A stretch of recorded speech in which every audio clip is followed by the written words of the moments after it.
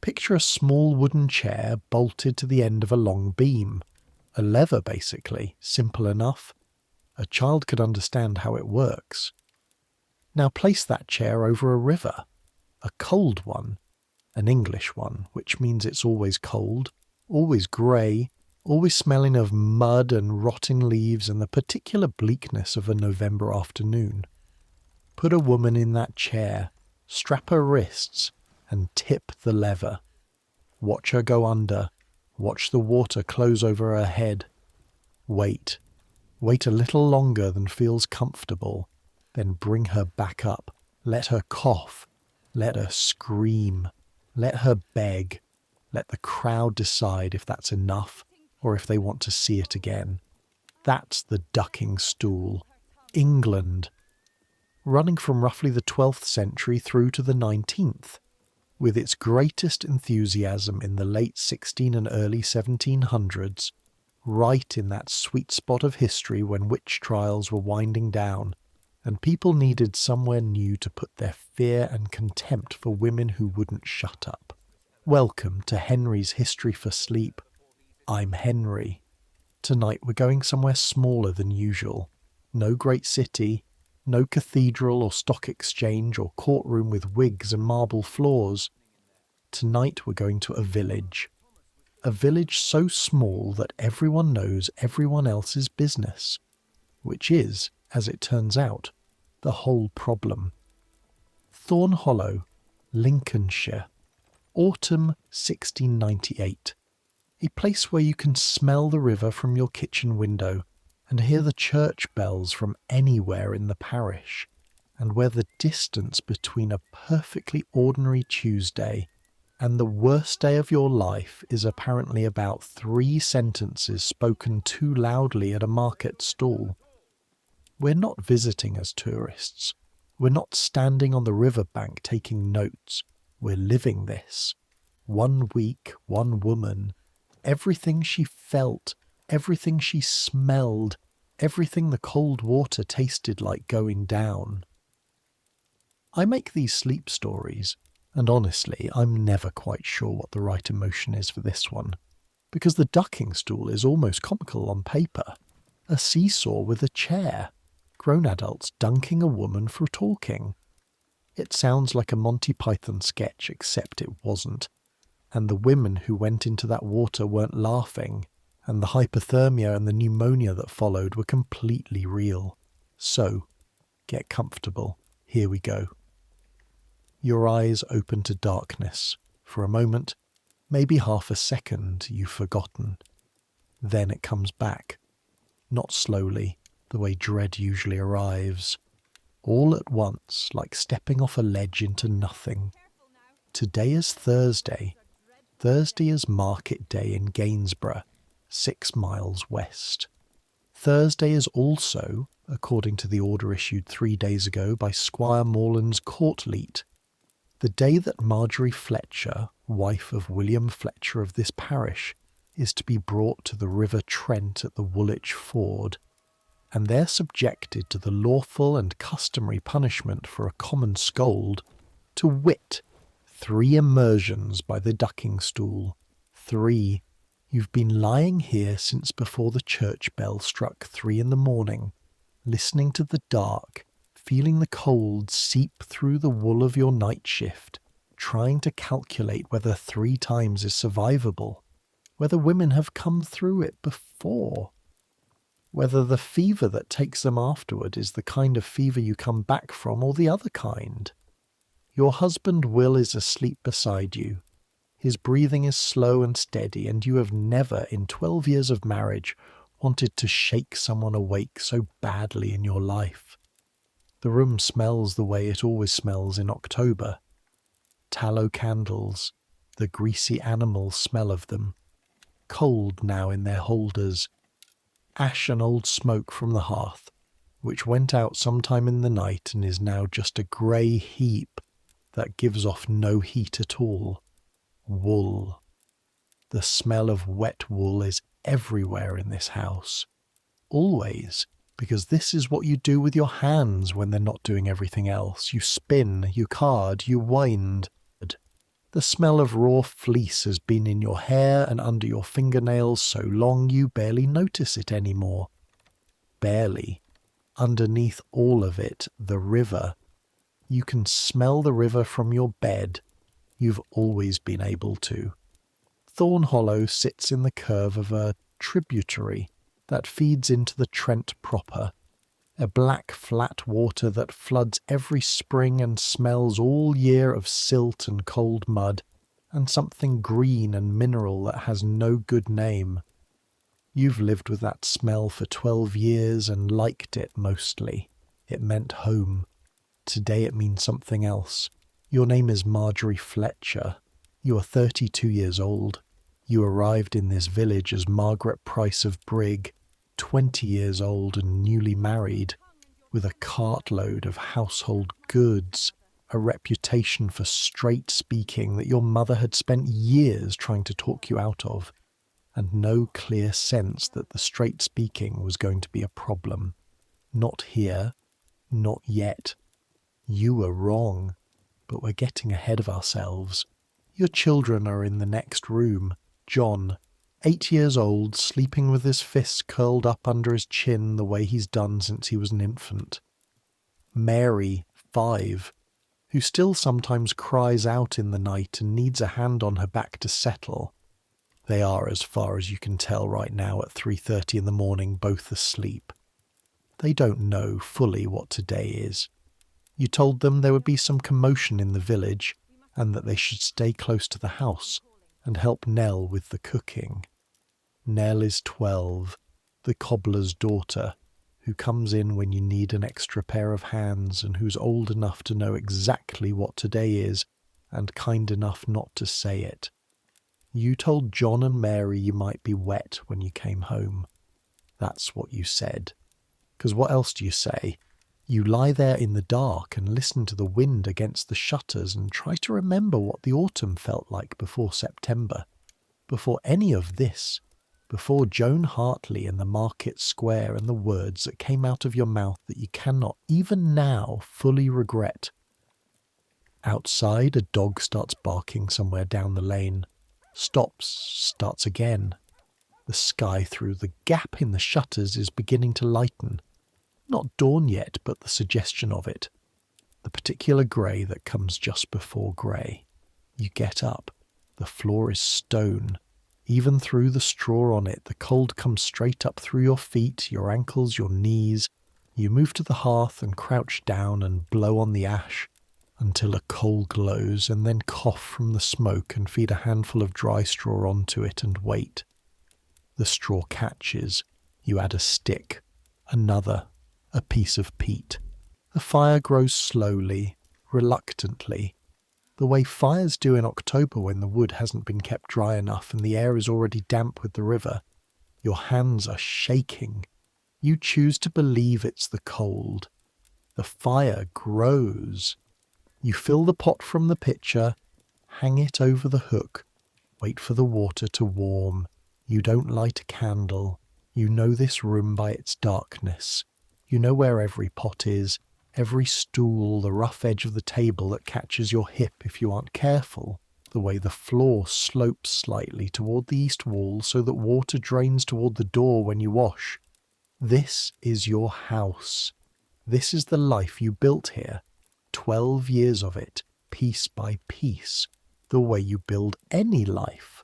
A pot at a time, a child at a time, a spinning wheel saved for over 2 winters, a kitchen garden dug out of the heavy Lincolnshire clay, row by row, until it produced actual leeks and onions and the bitter kale that John hates and Mary will eat if you mix it with enough bacon. This is the life they're going to dunk you for. 'Cause you said, out loud, in a market square, to a woman who'd been cheating her neighbours for 2 years, that she was a thief. Well, you said she was measuring short on the flour, which is the same thing. Let's back up. Let's go further back than this morning. Let's go back to the life you were actually living before any of this happened, because a woman doesn't arrive at a ducking stool out of nowhere. There's always something that came before. Always a whole weight of small things pressing down, the kind of things you don't notice are pressing until the day one of them falls and you discover you've been holding all the rest. The village of Thorn Hollow in the autumn of 1698 contains approximately 200 souls, which is both a lot of people and an impossibly small number of people to be your entire world. You know all of them, every face, every name, every complicated history of who borrowed what from whom, and who hasn't spoken to whom since the summer of 1693, and why the Aldridge family won't buy meat from the Denholm stall, even though Denholm's prices are the best in the market. You know whose baby died last February. You know that Samuel Mott's wife cries at night. You know that the Reverend Calthorpe drinks more than he should, which everyone knows, and that his sermons on temperance are therefore best enjoyed with a certain appreciation for irony. You know the baker, you know the blacksmith, you know the women who gather at the well on Monday mornings with their washing, and who told you, when you first arrived, that Thorn Hollow was a good enough place, which is what people say about places when they mean it could be worse. You know Joan Hartley. Oh, you know Joan Hartley. But before Joan, let's talk about what your days actually look like. Because this is important. Because the women who got ducked were not idle women or lazy women, or women with nothing better to do than cause trouble. They were women who worked from before dawn to after dark, and whose mouths, when they finally opened them, tended to say things that people didn't want to hear. Your day begins when Will gets up, which is usually just before 5, winter and summer alike, because wheels don't care what season it is, and the work doesn't wait. You hear him pull on his boots, hear the door, the cold air that rushes in for a moment and then seals itself back out. And then you are up too, because the fire needs tending and John will be wanting his breakfast, and the bread you set yesterday needs checking. The bread first. You put the loaves in last evening in the heat of the cooling bread oven, a technique that takes the oven's leftover warmth while you sleep and gives you bread in the morning that is either perfectly done or slightly underdone, depending on whether you got the timing right. You tap the bottom of the nearest loaf and listen. Hollow. Good. You set them on the rack and put another charge of wood in the oven for next time and start on the porridge. Everything you do requires either fire or water. Fire from the hearth, which requires wood, which requires someone to have cut it and split it and stacked it and kept it dry.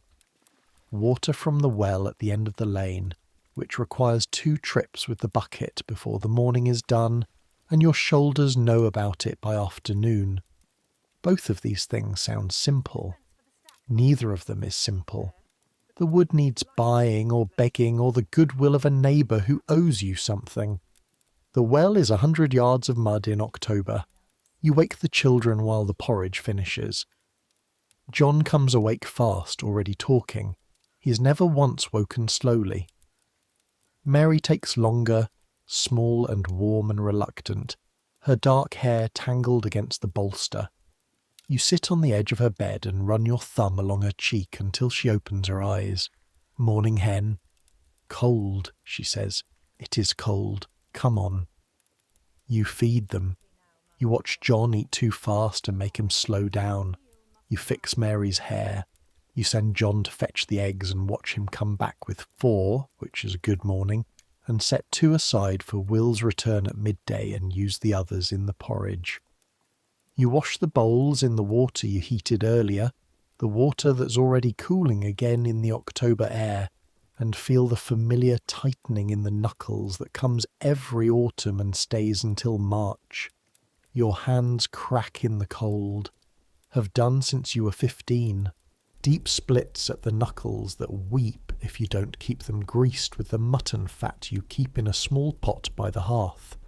You do this now, working the fat in with your thumbnail, feeling the relief of it, the way the skin drinks it up immediately.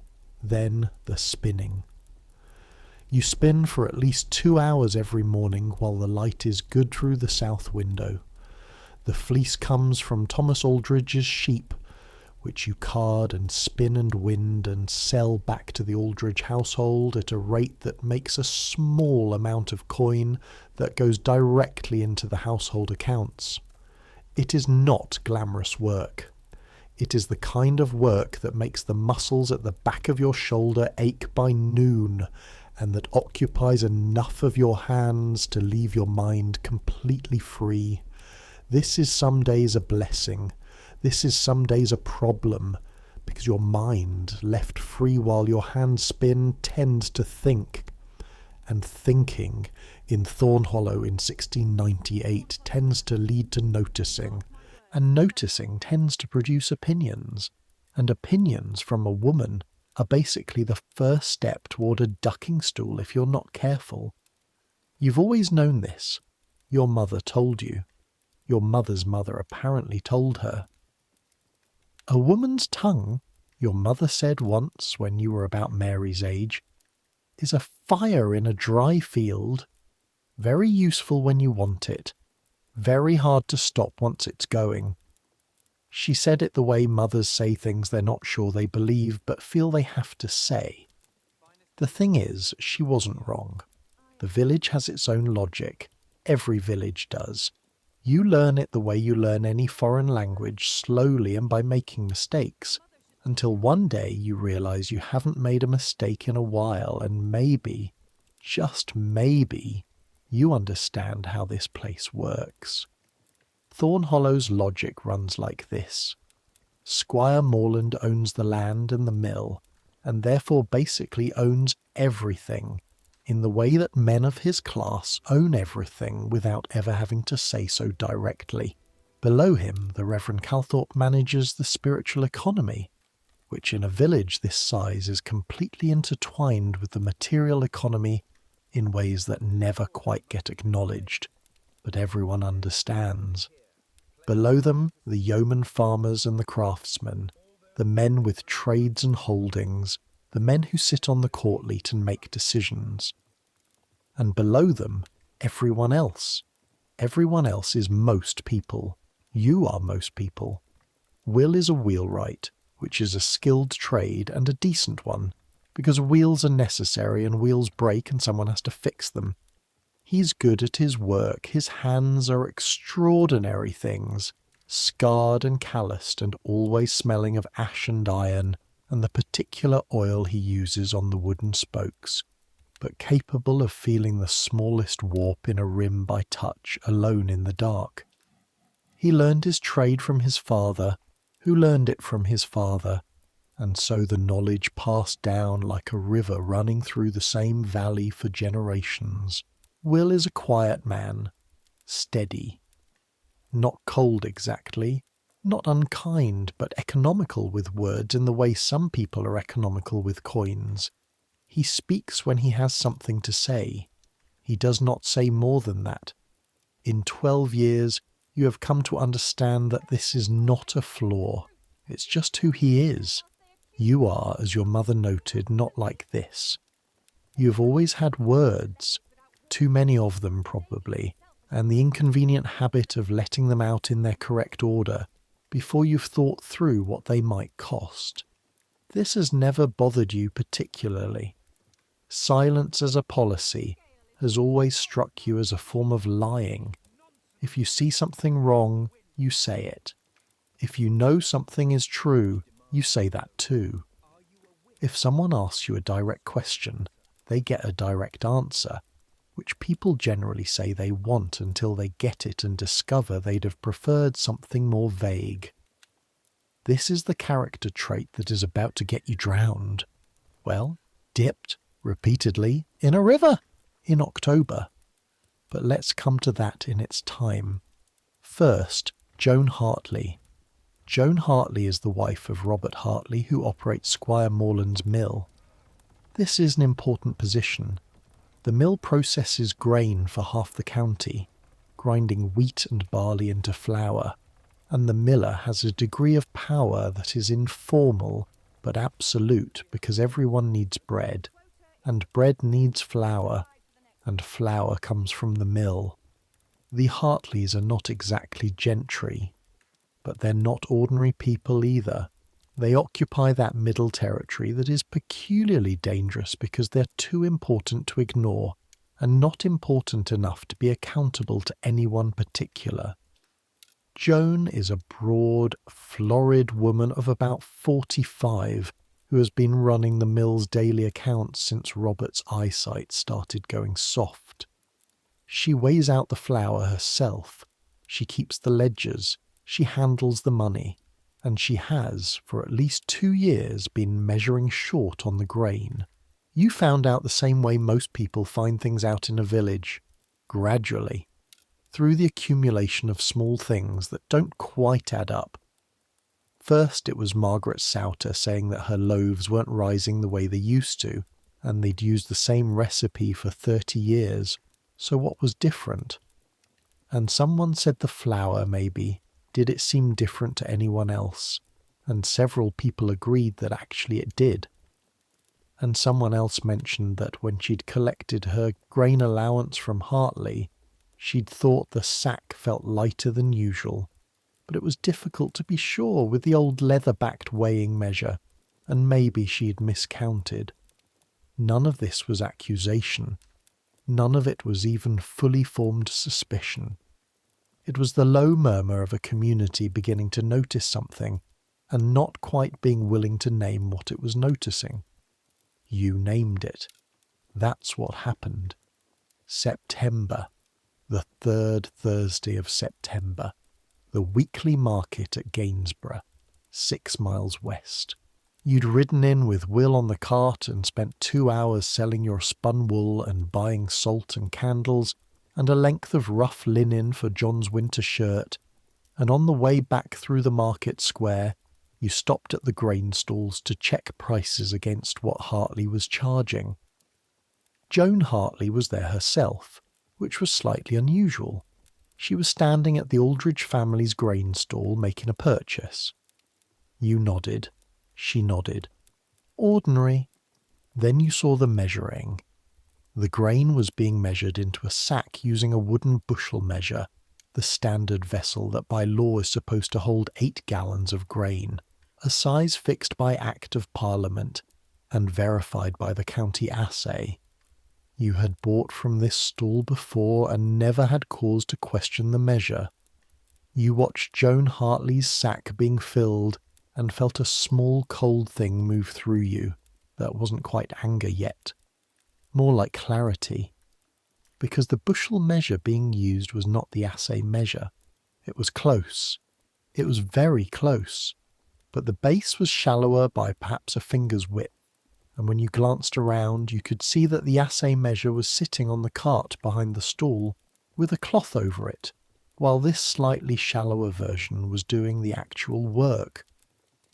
A finger's width across the base of a bushel measure, repeated across every sale for a full market season, is a significant amount of flour.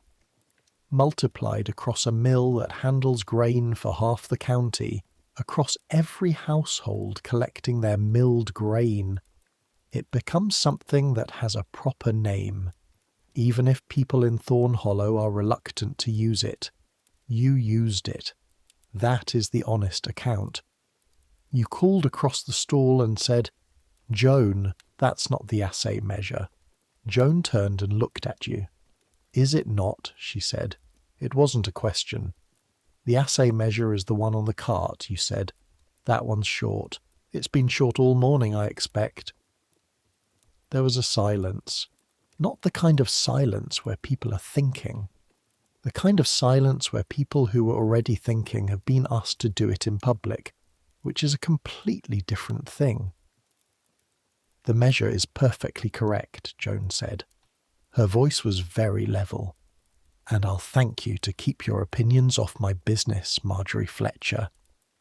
"It's not just your business," you said. "It's everyone's business who's bought grain here today." There were people around you. 12, 15 people.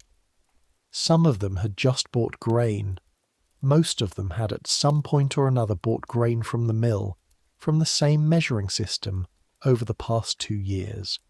Nobody spoke. "My husband," Joan said very carefully, "operates a legitimate and lawful mill under licence from Squire Morland, and I will not stand in a public market square and be called a thief by a wheelwright's wife." "I didn't call you a thief," you said. "I said the measure was short," which is the same thing. Then perhaps you should correct the measure. It's that last line.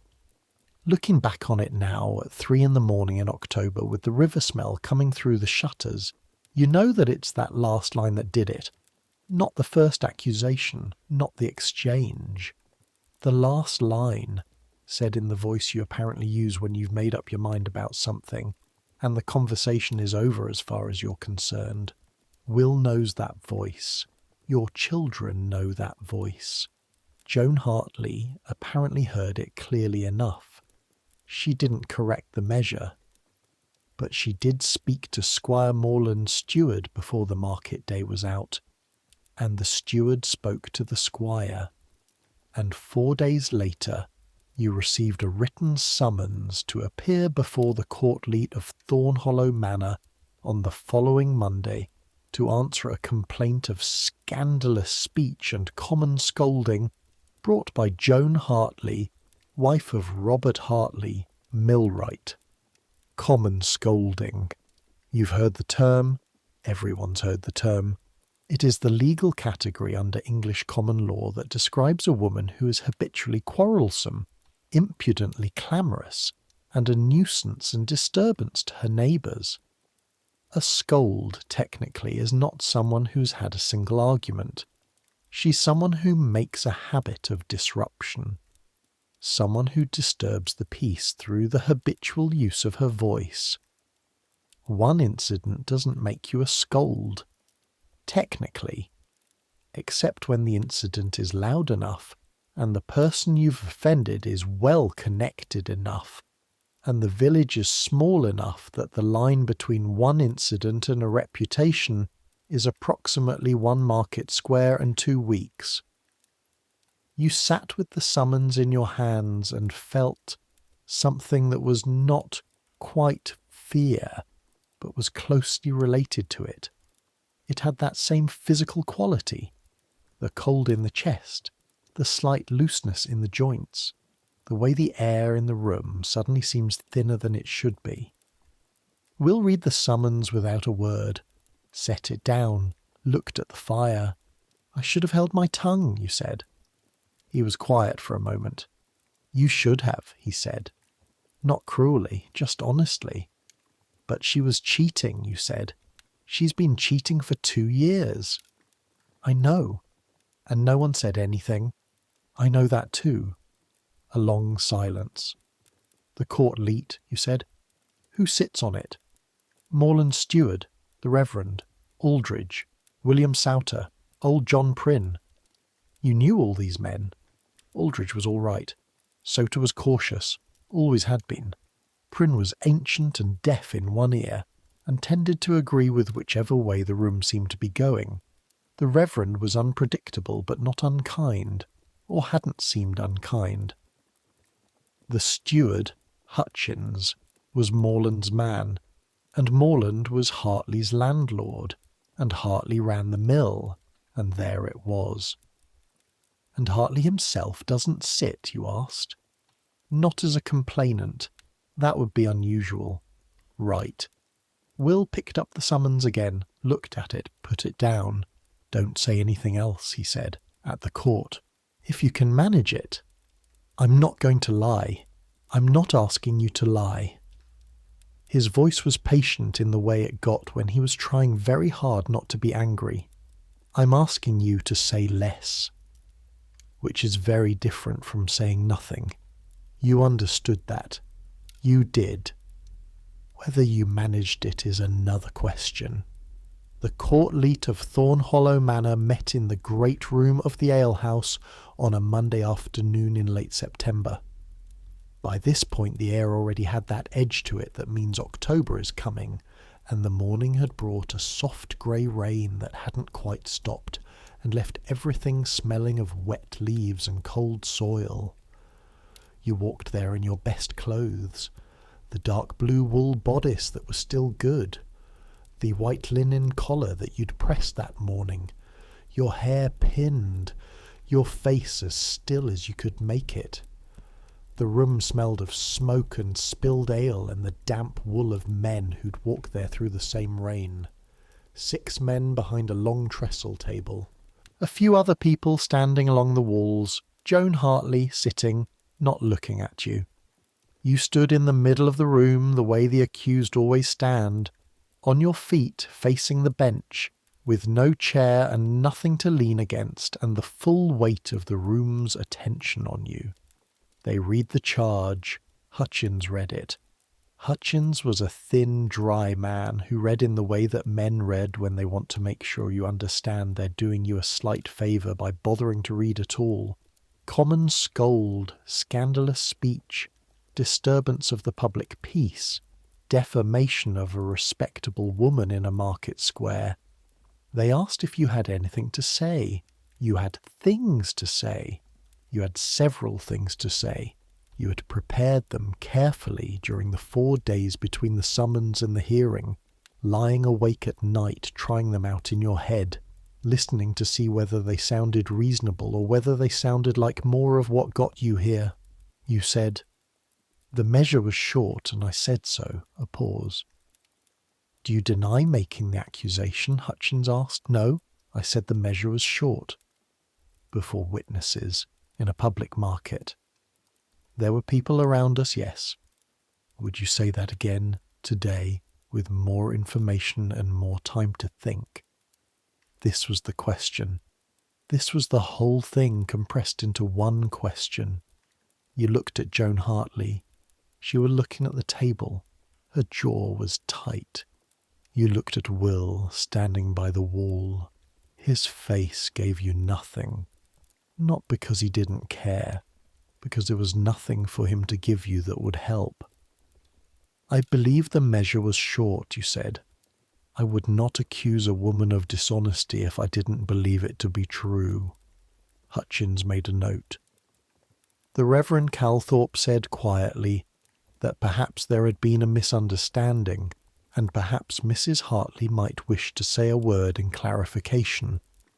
Joan Hartley said there had been no misunderstanding, that she had been publicly accused of theft by a woman with a known habit of sharp and unnecessary speech, that this was not the first time she had heard complaints about Margery Fletcher's tongue from other members of the parish, that she was seeking the court's protection of her reputation and the peaceful running of her household and her business. Not the first time she'd heard complaints. You felt that one land. Aldridge asked, somewhat diffidently, whether anyone had actually examined the measure. Hutchins said that the measure had been examined and found to be correct, which was either true or was what Hutchins had been told, and there was no particular way to know which.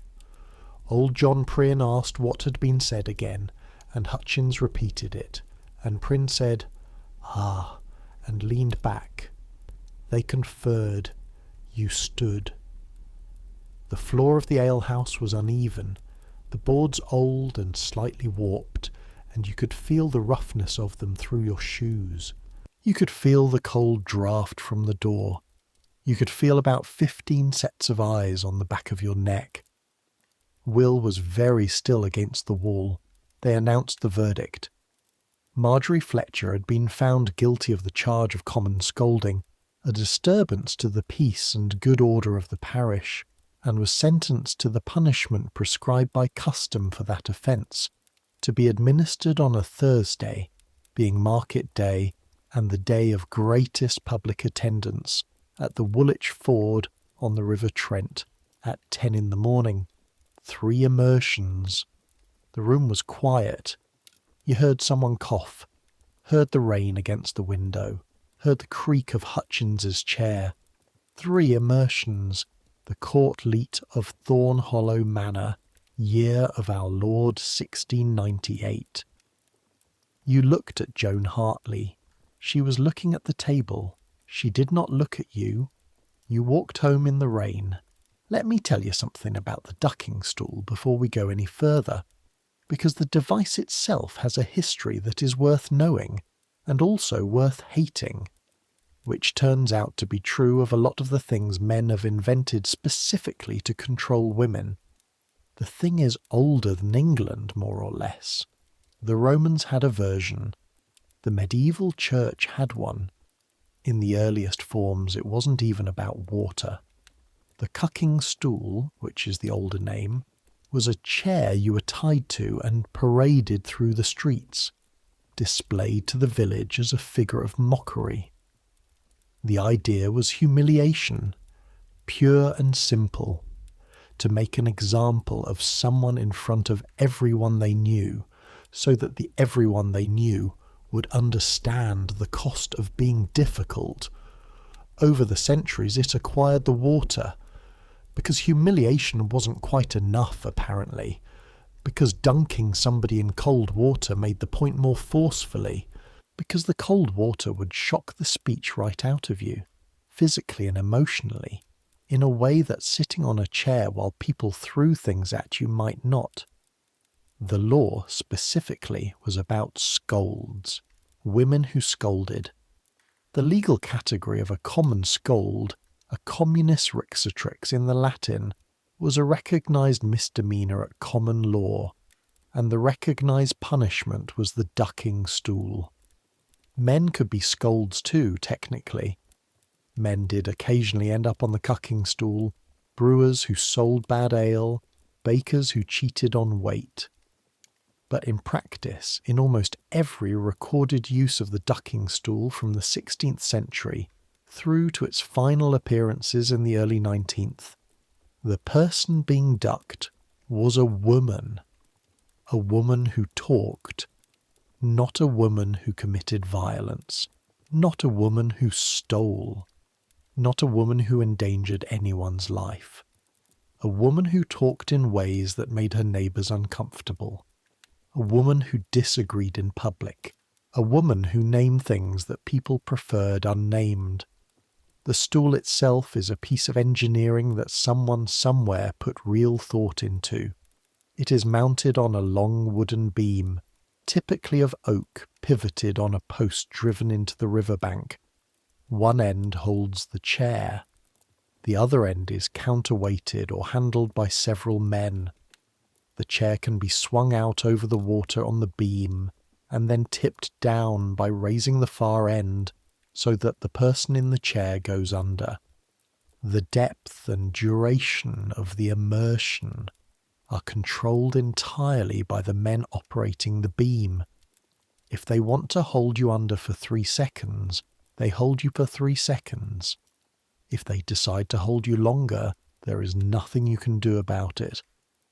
The chair often had restraints, wrist straps, sometimes leather, sometimes rope, a bar across the lap to prevent you from standing. You couldn't get out unless someone let you out.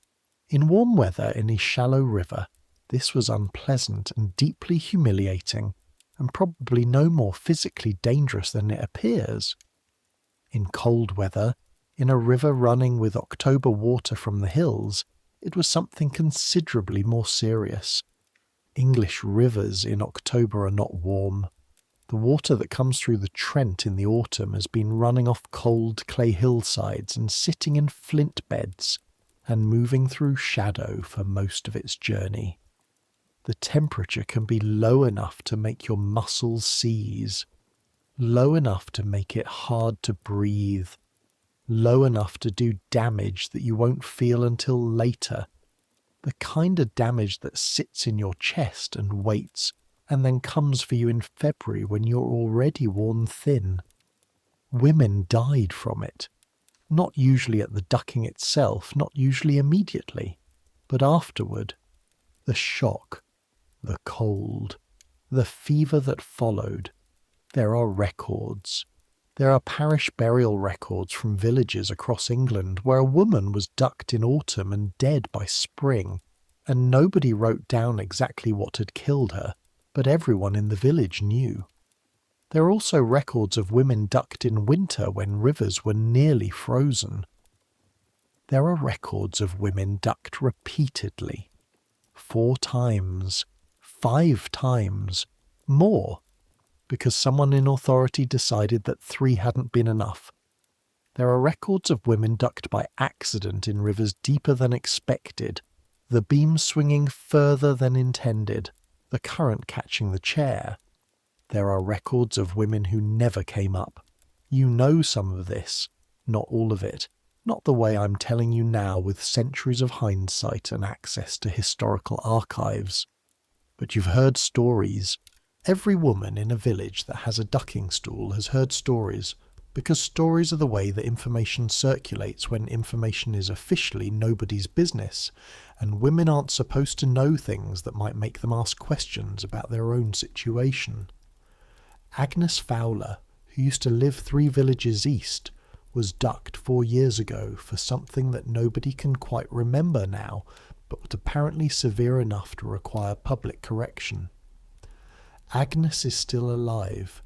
She walks with a slight stoop that she didn't have before, and she has not, by all accounts, said anything remotely controversial since. So perhaps the ducking stool achieved its stated purpose, or perhaps Agnes Fowler just realised that silence was cheaper than whatever came after speaking, and made her calculation accordingly, and nobody will ever know what she would have said. You spend the days between the verdict and Thursday trying not to think about Agnes Fowler. You spend the same days trying to maintain the ordinary structure of your life, because the alternative is to let the fear eat everything, and you won't do that. You won't let this take anything from you before it takes it. So you spin in the mornings, you cook, you tend the garden, pulling the last of the leeks before the frost takes them, your hands black with cold clay. You send John to school in the morning and fetch him home in the afternoon and help him with his letters in the evening by the fire. You sit with Mary and brush her hair and tell her the story about the miller's daughter, which she likes, and do not think about what Thursday means. You don't let yourself think about it. You push it away each time it approaches, push it back into the corner of your mind where you're keeping it, and you live your ordinary days. On Wednesday night, you can't push it anymore. Will has been quiet all week. The particular quality of his quiet has been different from usual. There are different kinds of silence in a person, and you learn them the way you learn a voice, over years, by the texture and the weight of them. His ordinary quiet is the quiet of a man whose mind is elsewhere, in the workshop, in the grain of a spoke, in the work. This quiet is different. It has a presence to it, a density. You are lying in the dark and the river smell is coming through the shutters, and he is awake beside you even though he's not moving. Will, you say, a pause. I know, he says, which is not quite what you asked, but it's what you both mean. I don't regret it, you say. I want you to know that. I know it would help if I did, but I don't regret what I said. Another long pause. The measure was short, he says. Yes. She was cheating. She was. He's quiet again. You can hear him breathing. The Reverend said this morning that if you go there tomorrow and show appropriate humility, it may be that the number of immersions is reduced, he says. The Reverend can go to hell, you say. Very quietly, a very long pause, and then Will makes a sound that is entirely unfamiliar to you, a sound you have never once heard from him in 12 years of marriage, and it takes you a moment to understand what it is. He's laughing. It's barely a sound, a small, tight, helpless thing, gone almost as soon as it came. Aye, he says, he can. You lie there in the dark. 3 times is survivable, he says. I know. The water won't be deep at the ford. I checked. He checked. Something in your chest shifts. something that has been clenched there all week, tight and cold and hard as a river stone, loosens just slightly. Not all the way, not anywhere near all the way, but slightly. How deep, you ask? 5 foot at most, maybe less depending on what the rain's been. And the current? Slack at the ford. That's why they use the ford. You breathe. Right, you say. Right. You'll be cold, he says. After. Cold straight through. I'll have the fire going when you get back. Hot water. Blankets. You don't say anything to that. There isn't anything to say to that. Margery, he says. Just your name. The way he says it sometimes, not asking anything, not demanding anything, just placing it in the air between you. I know, you say. You lie there together in the dark. The clock in the church strikes 3, and then 4, and eventually, much later than you expected, you sleep. The morning comes the way mornings always come, without mercy or ceremony or any acknowledgement of what day it is. The light goes from black to grey. The cold deepens just before dawn the way it always does.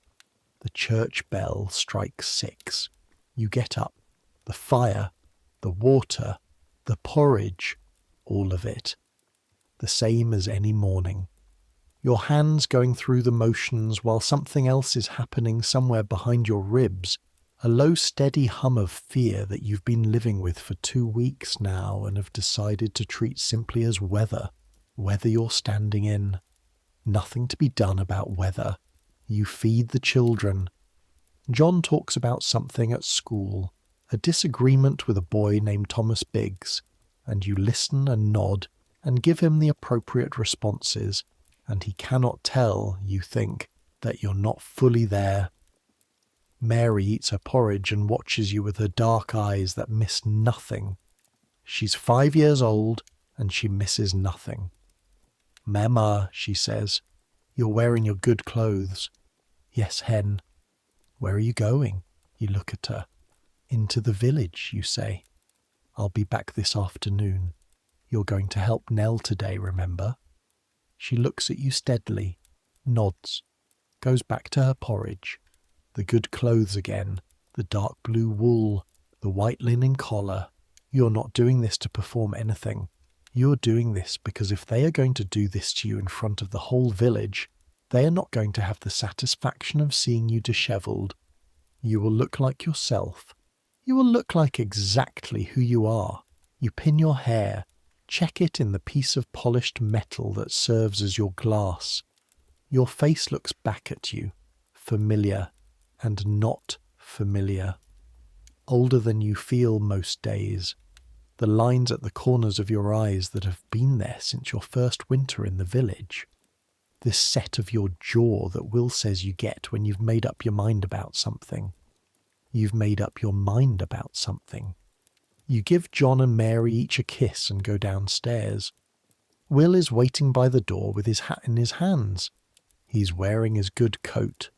This surprises you. You don't have to come, you say. I know, he says. He holds the door open. You go out into the October morning. The village in October looks like the village always looks, which is to say grey and muddy and honest about what it is. The houses along the lane have their shutters half closed against the morning cold. Smoke rising from chimneys, a dog sitting in the doorway of the tanner's house, watching you pass with the incurious attention dogs give to everything that moves. The tanner's wife is at her window. She looks away when she sees you looking. You keep walking. There's a particular sensation you get when you know that people are watching you and pretending not to. A physical thing, like the backs of your arms know. Like the air behind you has a different texture than the air in front. You've felt it before in smaller ways. You feel it now across your whole body, walking down the lane toward the Woolwich Ford with your husband beside you. Market day. There are people moving toward Gainsborough in the early morning. Carts. A few men on horseback. Several women on foot with baskets. Some of them slow down as you pass. Some of them don't look at you. The ones who don't look at you are the ones who know you well, the ones who feel something about today that is uncomfortable enough that they'd rather not have their faces show it. You understand this. You don't hold it against them mostly. Thomas Aldridge's wife, Rebecca, is coming the other way with her girl. She stops when she sees you, looks at you directly. Her face does something complicated. "Margery," she says. "Rebecca." She reaches out and takes your hand, holds it for a second. Doesn't say anything else. That's all. She walks on. Her girl looks back over her shoulder at you with wide, curious eyes. You breathe. Keep walking. The ford is perhaps half a mile from the centre of the village, down the lane that runs along the bottom of the common field and then cuts through the copse of willows to the riverbank. On any other Thursday morning you might walk this way to wash linens in the shallower water above the ford. You know this path. As you come out of the willows you see the crowd. This is the part you've been trying not to imagine. You imagined it anyway, of course. You've imagined it every night this week. The crowd gathered at the riverbank, the ducking stool already in position, the faces you know. All of this you've imagined while lying in the dark, trying to prepare yourself, trying to make it smaller in your mind so that when the reality comes, it won't be larger than you can handle. The reality is slightly larger than you imagined. There are perhaps 60 or 70 people on the riverbank. In a village of 200, that is a significant portion of the whole. Some are there because they were told to be, or because presence is expected. Some are there the way people are always there at public punishments, because human beings have a pull toward spectacle, that they dress up in various justifications, but that doesn't need much justification in the end. Some, you think, are there because they wanted to see what you'd do, whether you'd run, whether you'd beg, whether you'd show them something they could remember. You wonder that yourself. The ducking stool is already set up at the ford. You've never seen it this close before. You've seen it from a distance, stored in the corner of the churchyard between uses, looking like nothing, a chair on a pole leaning against the yew tree. Up close and in position, it looks different. The beam is perhaps 20 feet long, made of seasoned oak thick as a man's thigh. It sits in a pivoting iron bracket set into a post driven into the bank. One end, the short end, extends back over the land. The other, the long end, hangs out over the water. The chair is at the end of the long arm. It's a real chair, sturdy, 4 legs, a back, a flat seat. It's been built specifically for this. There are leather straps attached to the front legs for the ankles and iron rings on the armrest for the wrists. The beam is currently lifted so that the chair hangs over the river, about 4 feet above the water's surface. You look at the water. The Trent here at the ford is maybe 30 feet wide, running shallow and dark. The current is slow. Will was right about that. The ford is a natural shallowing where the river runs over a bed of flat stones, and the water doesn't run more than 2 or 3 feet deep over most of the crossing. The October rains have pushed it up slightly from summer levels. The colour is the deep amber of peat water filtered through Lincolnshire clay. Cold. Even from the bank you can feel the cold coming off it. Not dramatically, not like something striking you, but the way cold water in an enclosed space fills the air with a particular quality of chill that is different from air cold. Wetter. Deeper. You look at the chair. The chair looks back. Hutchins, the squire's steward, is standing near the mechanism with 2 of the squire's men, large, capable-looking men who will operate the beam. He has a written paper in his hand. He reads it when you arrive, not looking at you directly.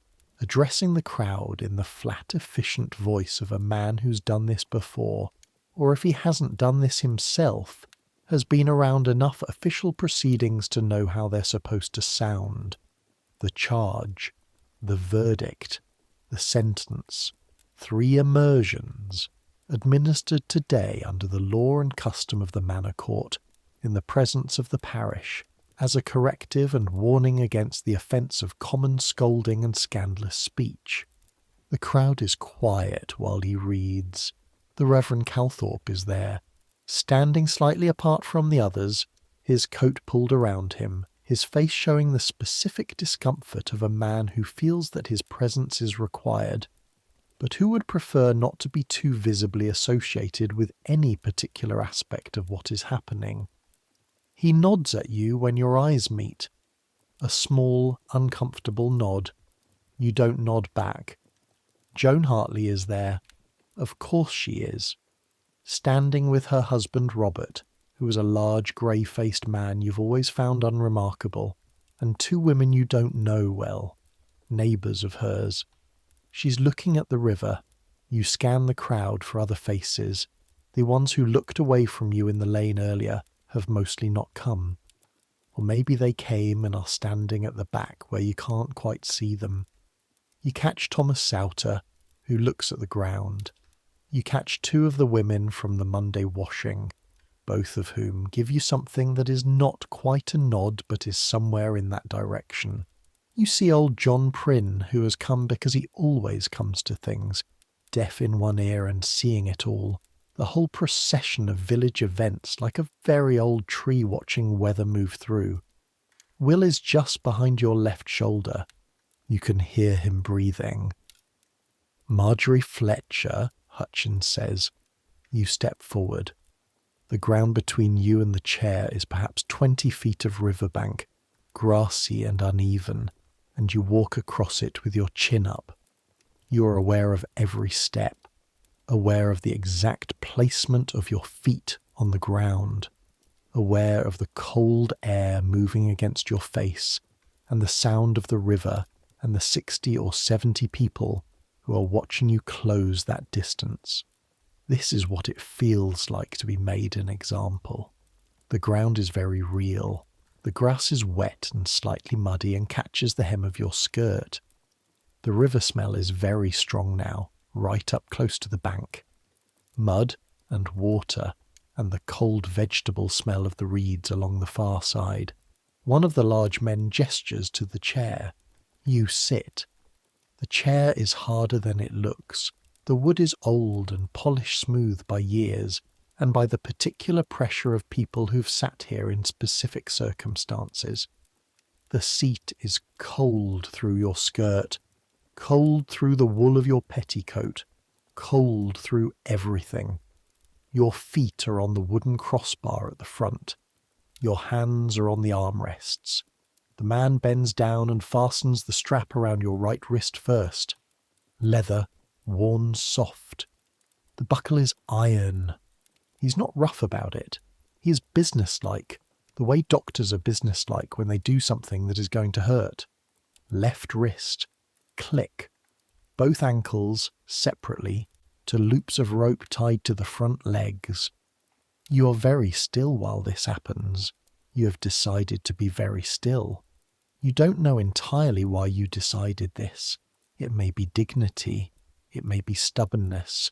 It may simply be that stillness is the only thing available to you right now that is entirely under your control, and you are holding on to it. The chair rocks slightly as the man stands. The beam groans. You look out at the river. The October morning is all around you. The sky's a flat grey that goes all the way to the horizon. The willows on the far bank are yellow at the edges, the last of the autumn colour, their branches trailing in the water. A bird, a heron, is standing in the shallows about 100 yards upstream, absolutely motionless, watching the water for fish. Looking at the heron, you think, it doesn't know what day it is. This seems important somehow.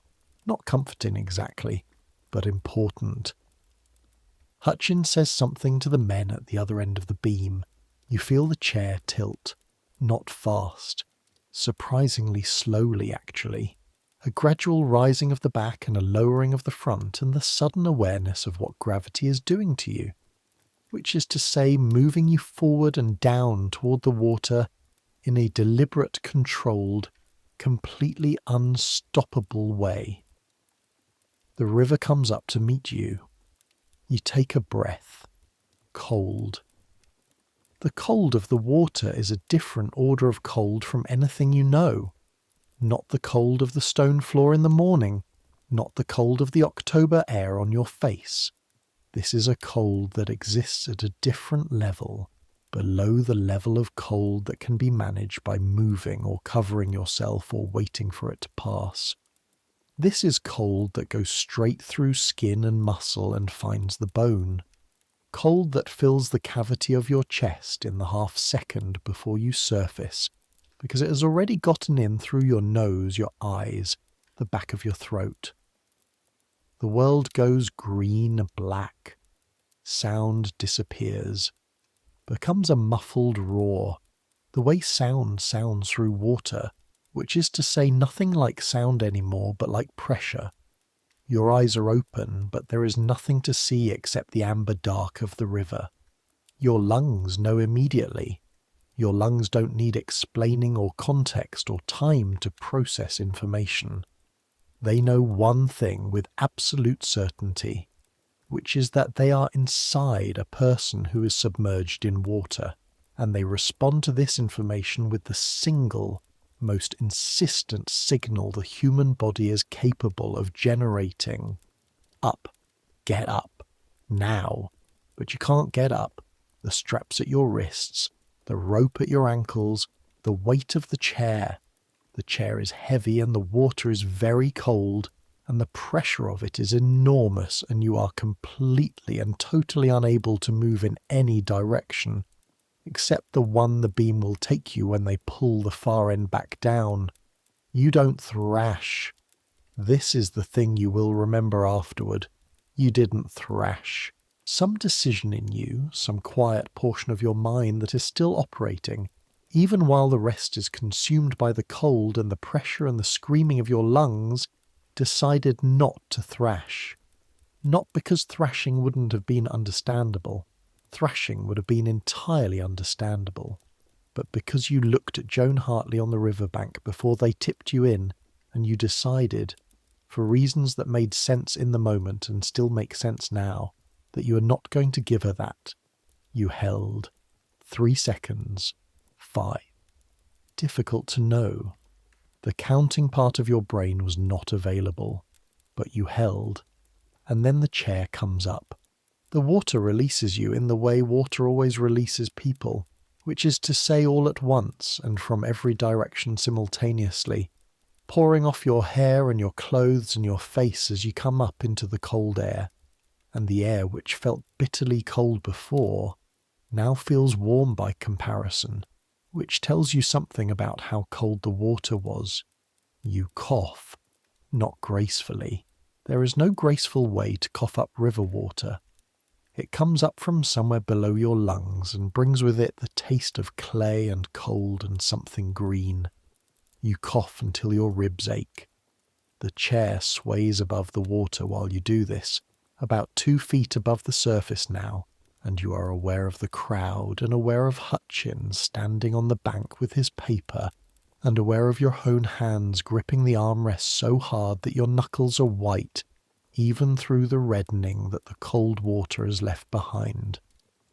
The heron is still standing in the shallows upstream, still watching the water. You breathe. You are dripping. Your clothes are completely saturated, wool and linen pulling heavy and cold against your skin, your hair loose from its pins and hanging wet against your neck and face. The weight of wet wool is extraordinary.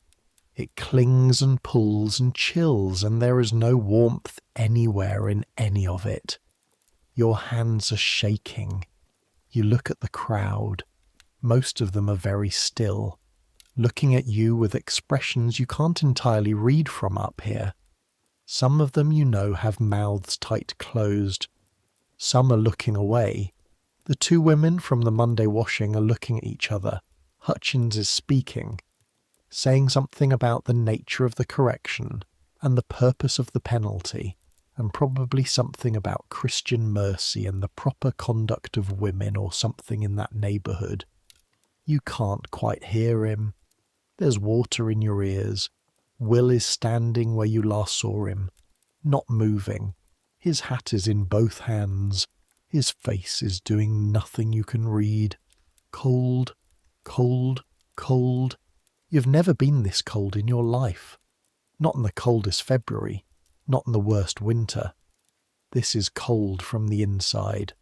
Cold that has entered through your skin and settled somewhere near the centre of you, and is sitting there patiently as if it intends to stay. The men at the beam are looking at Hutchins. Hutchins nods. The chair tilts again. The second time is different from the first. The first time has the quality of surprise, not the surprise of not knowing it was coming. You knew it was coming, but the body doesn't believe things the mind knows, and your body had not believed the cold, not fully, until it was in it. So the first time had that quality of impact, of something new landing. The second time your body knows what's coming, which is worse. The chair tips and the water rises, and this time your body sends up a kind of preemptive howl of protest, a full body flinching away from what it knows is about to happen, and then you're in it again, and it's worse, because you know how cold it is, and the knowledge of the cold and the actual cold arrive at the same moment and compound each other in a way that first times don't allow. The world goes green-black again. Your lungs perform their same insistent calculation. You hold. This time it's harder to hold. Your muscles are already cold, already responding sluggishly. The shaking that started in your hands has spread upward to your arms and down into your chest, and there is a point at which shaking and holding don't coexist well, where the involuntary takes precedence over the voluntary, and you are closer to that point now than you were 3 minutes ago. You hold anyway. You come up again. The coughing this time is more desperate, longer. There is something in your lungs that the river has left there, and your body is furious about it. You retch, slightly, over the side of the chair, which is undignified, and you don't particularly care. Your ears are ringing. Looking at the crowd through wet hair is like looking at the world through gauze. Shapes and colours. 60 or 70 people standing in the grey October morning, watching you cough and shiver in a chair over a river. A sound reaches you through the ringing.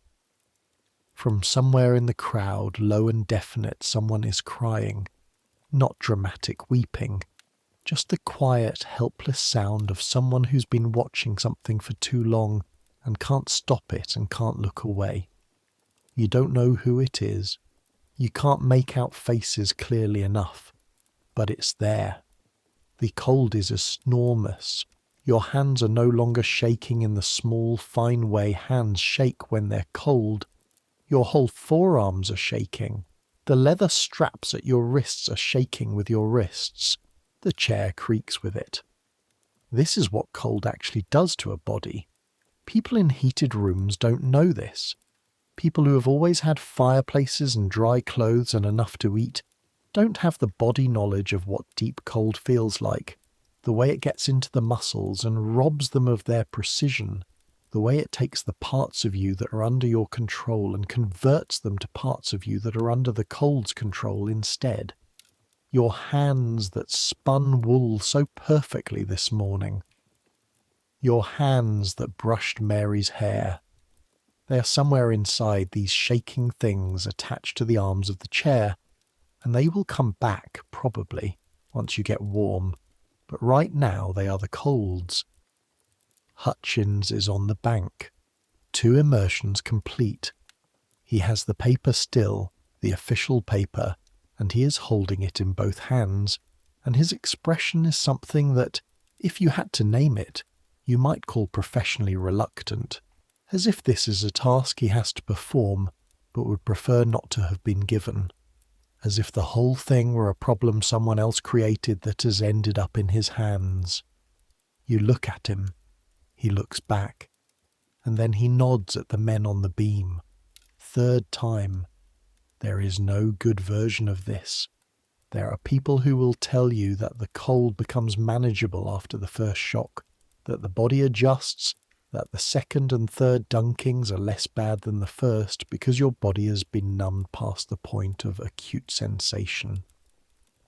Those people have never been dunked in an English river in October. Your body has not adjusted. Your body has simply used up most of the resources it had for managing cold, and is now operating on what's left, which is not much. The chair tips. You go under for the third time. The green-black, the cold, the pressure, your lungs. You do not hold this time. What you do is not quite thrashing and not quite not thrashing. It is the body's final statement on the subject, the involuntary disagreement with what is happening to it expressed through every muscle simultaneously. Your wrists pull against the straps, your feet pull against the rope, your back arches in the chair, your mouth opens, which is the wrong thing to do, and some part of you knows it's the wrong thing, but the command doesn't make it through in time. River water.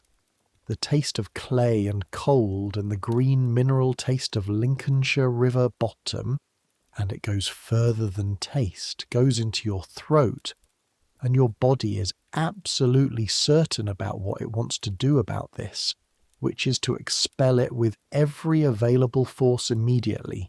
You cannot do that until you surface. You surface.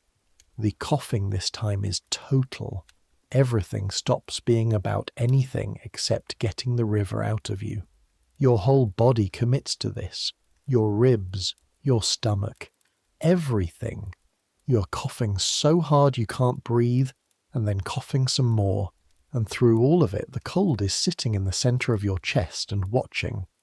There are hands at your wrists, unbuckling the straps, the ankles, rope being untied, someone's arm under your arm, someone else's arm under the other. You're helped out of the chair. You don't walk so much as be carried. Your feet are technically on the ground, but they're not doing much useful work. The two large men who operated the beam half carry you off the mechanism and onto the bank, and you're set down on your feet and almost immediately begin to fall, and someone's arm comes around you and steadies you. Will, his arm around your shoulders, solid as a post and his face close to yours. "I've got you," he says, low, "just for you. You breathe, or try to." The crowd is very quiet. Whatever crowd sound there was before, the murmur of gathered people and the small movements of assembled bodies, has stilled into something close to silence. You're aware of it the way you're aware of weather. It surrounds you without being directed at you. You're very wet. You're very cold. Your hair is against your face and your clothes are soaked completely through and weigh what feels like twice what they usually weigh. You have approximately 2/3 of a functional grip in each hand. Your feet are numb to the knee. Standing upright takes more effort than it should. You stand upright. You are Margery Fletcher, wife of William Fletcher, wheelwright, of the parish of Thorn Hollow, Lincolnshire. You spoke your mind in a market square. You're still standing. You find Joan Hartley in the crowd. She is looking at you. Her face, for the first time since the market square 2 weeks ago, is entirely open. No tightness, no control.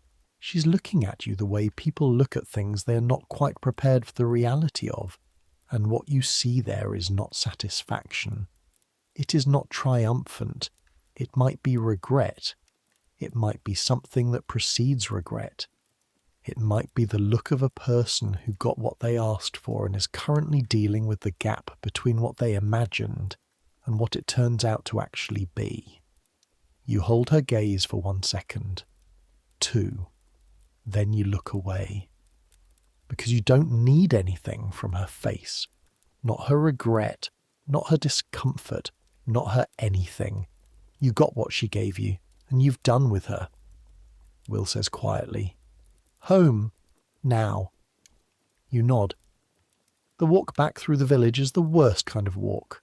The cold settles deeper with every step. The wet wool against your legs is like wearing cold hands around each calf. Your shoes are full of river water and make a soft squelching sound with each step that you find in a detached way, both comic and miserable. The lane back from the ford is watched at intervals by people who stepped outside their houses when they heard the procession going by and then didn't go back in. They stand in doorways and at windows and watch you come back. You look straight ahead. The grey sky, the lane, your own feet in front of you. One step at a time is a saying that sounds simple until you're doing it while very cold in wet wool in October, and then it is the only available wisdom. The door of your house, inside, the fire. Will has it going before the door is even closed, stoking it up from the banked coal, adding wood, making the kind of fire that fills a room. You stand in front of it and don't move. The heat takes a very long time to reach you. Nell has the children. You hear Mary's voice from upstairs asking something and Nell's voice answering, and they don't come down. Good. Nell has good sense. She's keeping them occupied. Will brings the blanket from the bed, the big wool one. He puts it around your shoulders without saying anything. Then he puts the kettle on. Your hands don't feel like hands yet. They feel like the things at the end of your arms that will become hands again eventually. The shaking is beginning to slow, which is either because you're warming up or because you've been shaking for 45 minutes and the muscles are tired. You don't know which. Your chest hurts when you breathe deeply. There's a feeling in your lungs like a very fine, sharp grit, which is probably the river, and probably temporary and probably not worth alarming yourself over. You stand in front of the fire with the blanket around your shoulders and listen to the kettle and wait for the warmth to arrive. It takes a long time. The light through the shutters has moved by the time you feel it. A full shift of the sun across the grey sky, which means it's past noon, which means you've been standing by this fire for 2 or 3 hours in various stages of warming. The shaking is gone. The feeling in your lungs is less sharp, more dull. Your hands have come back mostly. There's a tingling that moves between the fingers when you clench them, the nerves re-establishing themselves. Will has been in and out. He brought you the tea when the kettle boiled, and watched you drink it, and brought the bread and butter without you asking, and then went out to the workshop for an hour, and came back, and is now sitting by the fire opposite you, repairing something with his hands that you're not really seeing clearly enough to identify. You should talk. There is probably a great deal to say. But what you do instead is sit with the blanket around your shoulders and look at the fire and be quiet, which is a kind of talking in its way. The kind that doesn't need words because Will has been sitting beside you through 12 years of weather and knows what this one means. After a while you say, "Thank you." He doesn't say for what. He just nods. "I need to see the children," you say. "I know. Nell's kept them fed. Mary will want to know. She'll want to know you're all right. I'll tell her I'm all right." He looks at you. The question that he doesn't ask is whether that's true. You haven't taken a full deep breath yet without the grit, but that's a problem for later. "I'm all right," you say. He nods again. You go upstairs. Mary's on the bed with Nell, the two of them with a piece of string making cat's cradles, which is something Nell taught her, and which Mary has become entirely devoted to. John is on the floor with his wooden soldiers in a configuration that suggests a large and complicated military situation. Mary looks up. She gets up off the bed and comes to you and puts her arms around your waist with the determined thoroughness of a 5-year-old who has decided to perform a task properly, and she holds on. You put your arms around her. "You're warm," she says into your skirt. "Yes, hen. Nell said you'd been swimming." Something like that. John is looking at you from the floor. His face is 9 years of trying to look unconcerned and not entirely succeeding. "You're all right?" he asks. "I'm all right," you say. The fever comes 3 days later. You felt it building, the way you always feel these things building. The slight heaviness behind the eyes, the way food started tasting like nothing, the deepening ache in your chest that shifted from dull to present to insistent over the course of Wednesday. By Thursday night your skin was hot to the touch and you were shivering inside the heat of it, which is the particular cruelty of fever, that it makes you cold from the inside while burning from the outside, so there is no position in which you can be comfortable because the cold and the hot are fighting over you. Will sent for the doctor. There was a doctor in Gainsborough, Dr. Mace, who came out to Thornhollow twice a week if he was needed. He came the following morning, a small quick man with ink-stained fingers and the distracted manner of someone who has too many patients and not enough hours in the day. He listened to your chest. He frowned. He asked you questions about the ducking, how long you'd been in the water, what the temperature had been, how much river water you'd swallowed. Will answered most of them because your voice at this point was a rough thing that came out sideways. Fever from the cold and from what she ingested, Mace said, to Will and not to you, which you noted. And something in the lungs that needs watching. Keep her warm. Keep her from exertion. If the fever rises above this... He indicated something on your forehead that he'd apparently been measuring with his hand. Send for me immediately. He wrote a prescription for something involving willow bark and something else you couldn't read and gave it to Will, and was out the door before he'd been in the room for a quarter of an hour. He charged 3 shillings for the visit. 3 shillings is what Will makes on a good morning. You lay in bed and felt the fever doing what fevers do, which is to say, making the room do things rooms shouldn't do. The walls had a slight quality of movement. The shadows of the ceiling beams shifted in ways that were connected to the candle but not quite coordinated with it. Sound came and went. You could hear Will downstairs, the children muffled, the dog from the tanner's house at intervals, the river. You could hear the river. This is not unusual. You can always hear it, a low background murmur that you stop noticing after long enough. But in the fever, it was different, louder, present in a way that had physical weight, as if the sound itself were pressing against the walls. You lay in the dark and tried to be reasonable about what was happening in your chest, which was not comfortable and was not something you'd experienced before. A wetness, almost. As if the lungs were not quite as dry as lungs should be. When you coughed, which you did frequently, there was something that came up that was not what usually comes up when you cough, and you made the decision not to examine it closely because you were fairly sure you didn't want to know, and examining it would not help you be less afraid.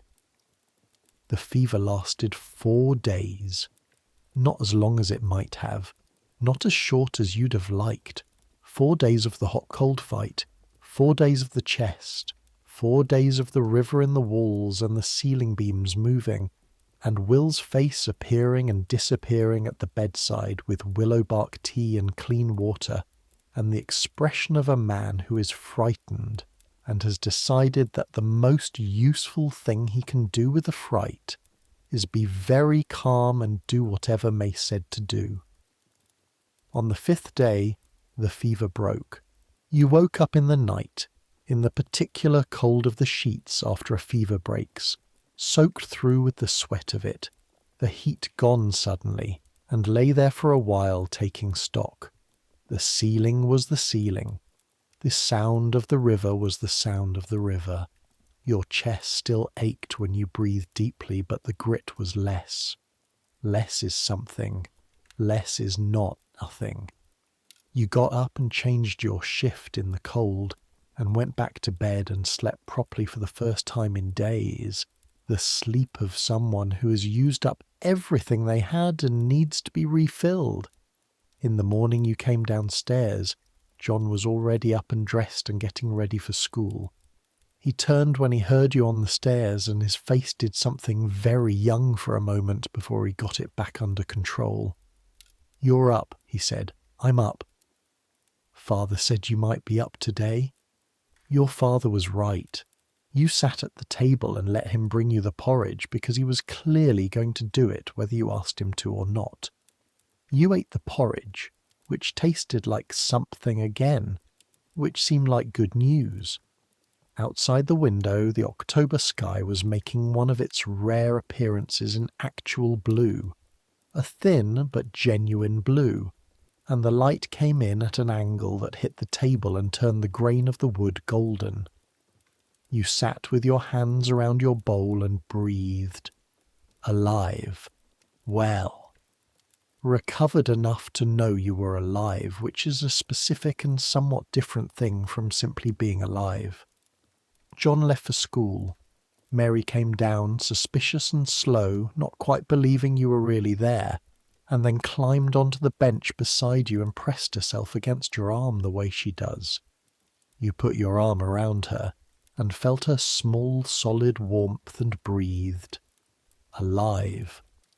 Will came in from the workshop, saw you, stopped, said nothing, sat down at the table across from you.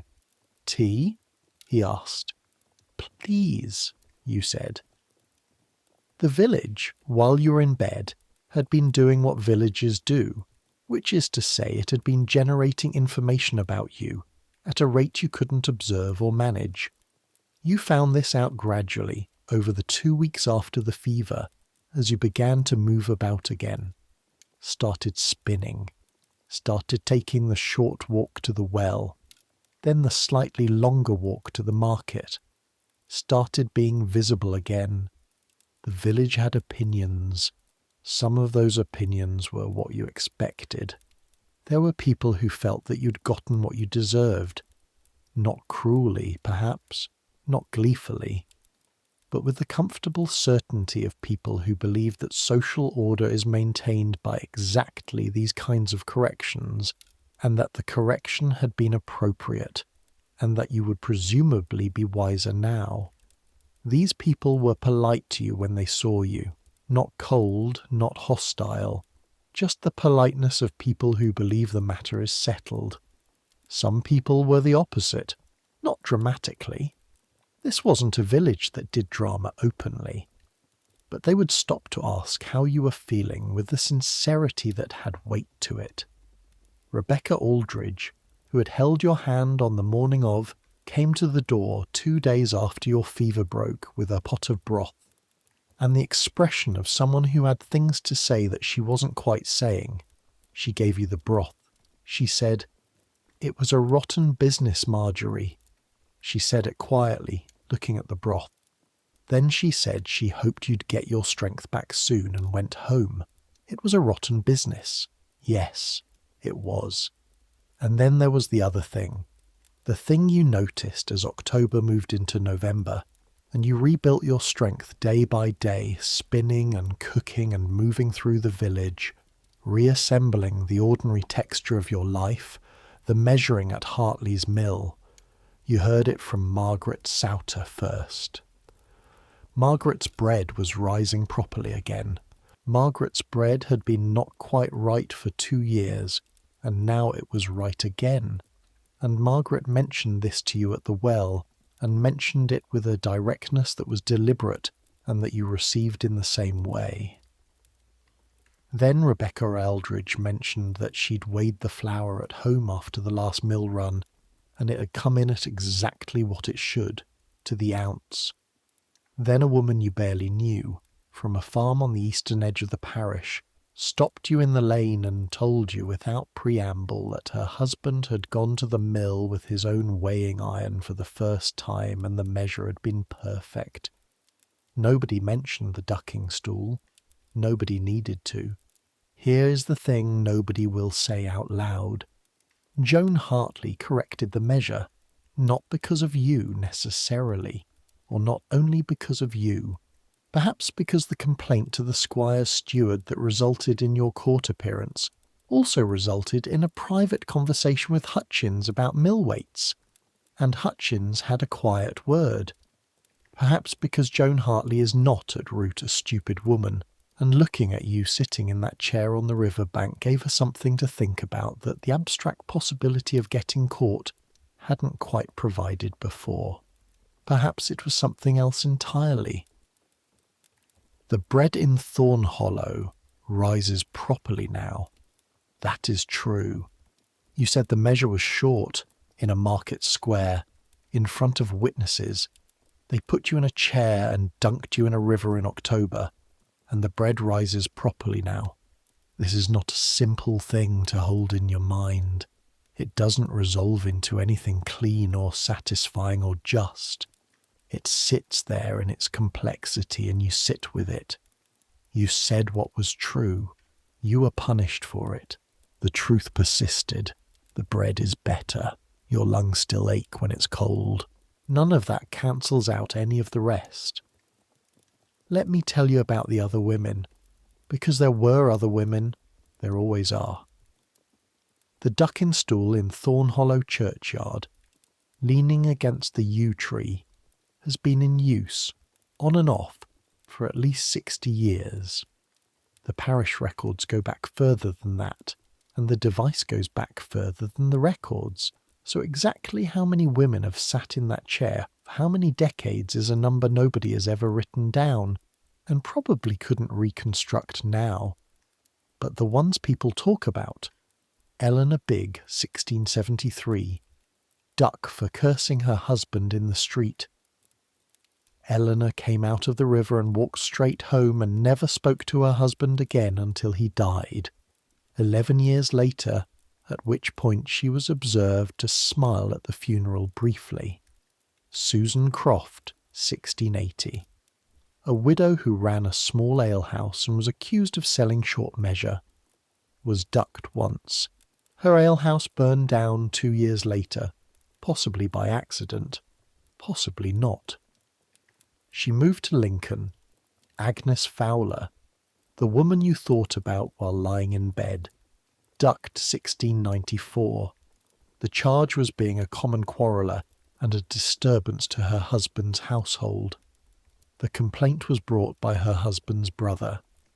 Agnes has a stoop now and says nothing controversial about anything. There are others. Further back. Vague names, half-remembered stories. Women who were too loud or too angry or too accurate about things people wanted to be inaccurate about. Women who knew things and said them. Women whose tongues ran ahead of the social cost and who paid the difference. What did they all have in common?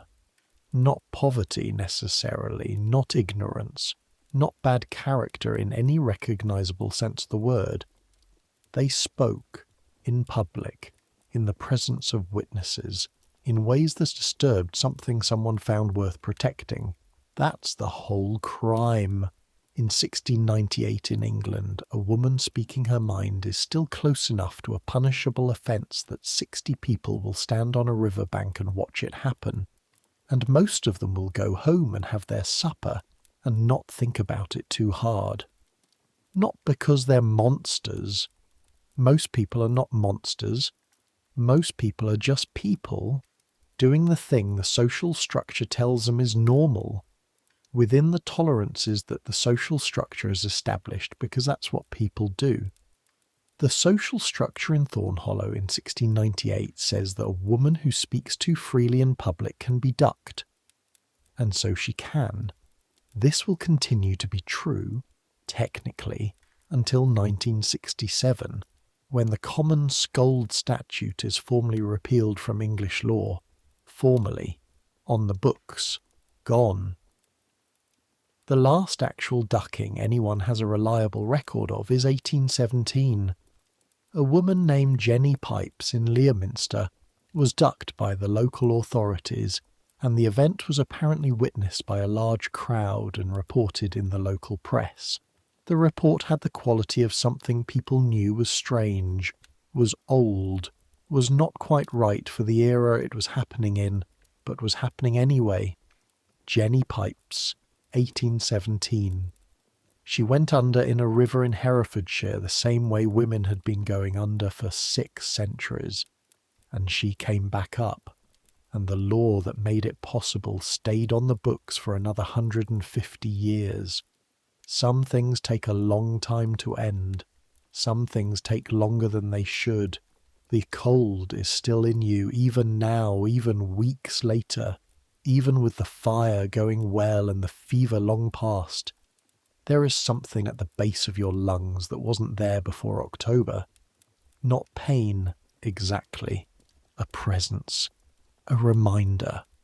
A low note that sounds when you breathe too deeply, or laugh too hard, or try to speak at full voice for too long. The river left something in you when it let you go. You spin in the mornings. The spinning is the same. Your hands move the same way.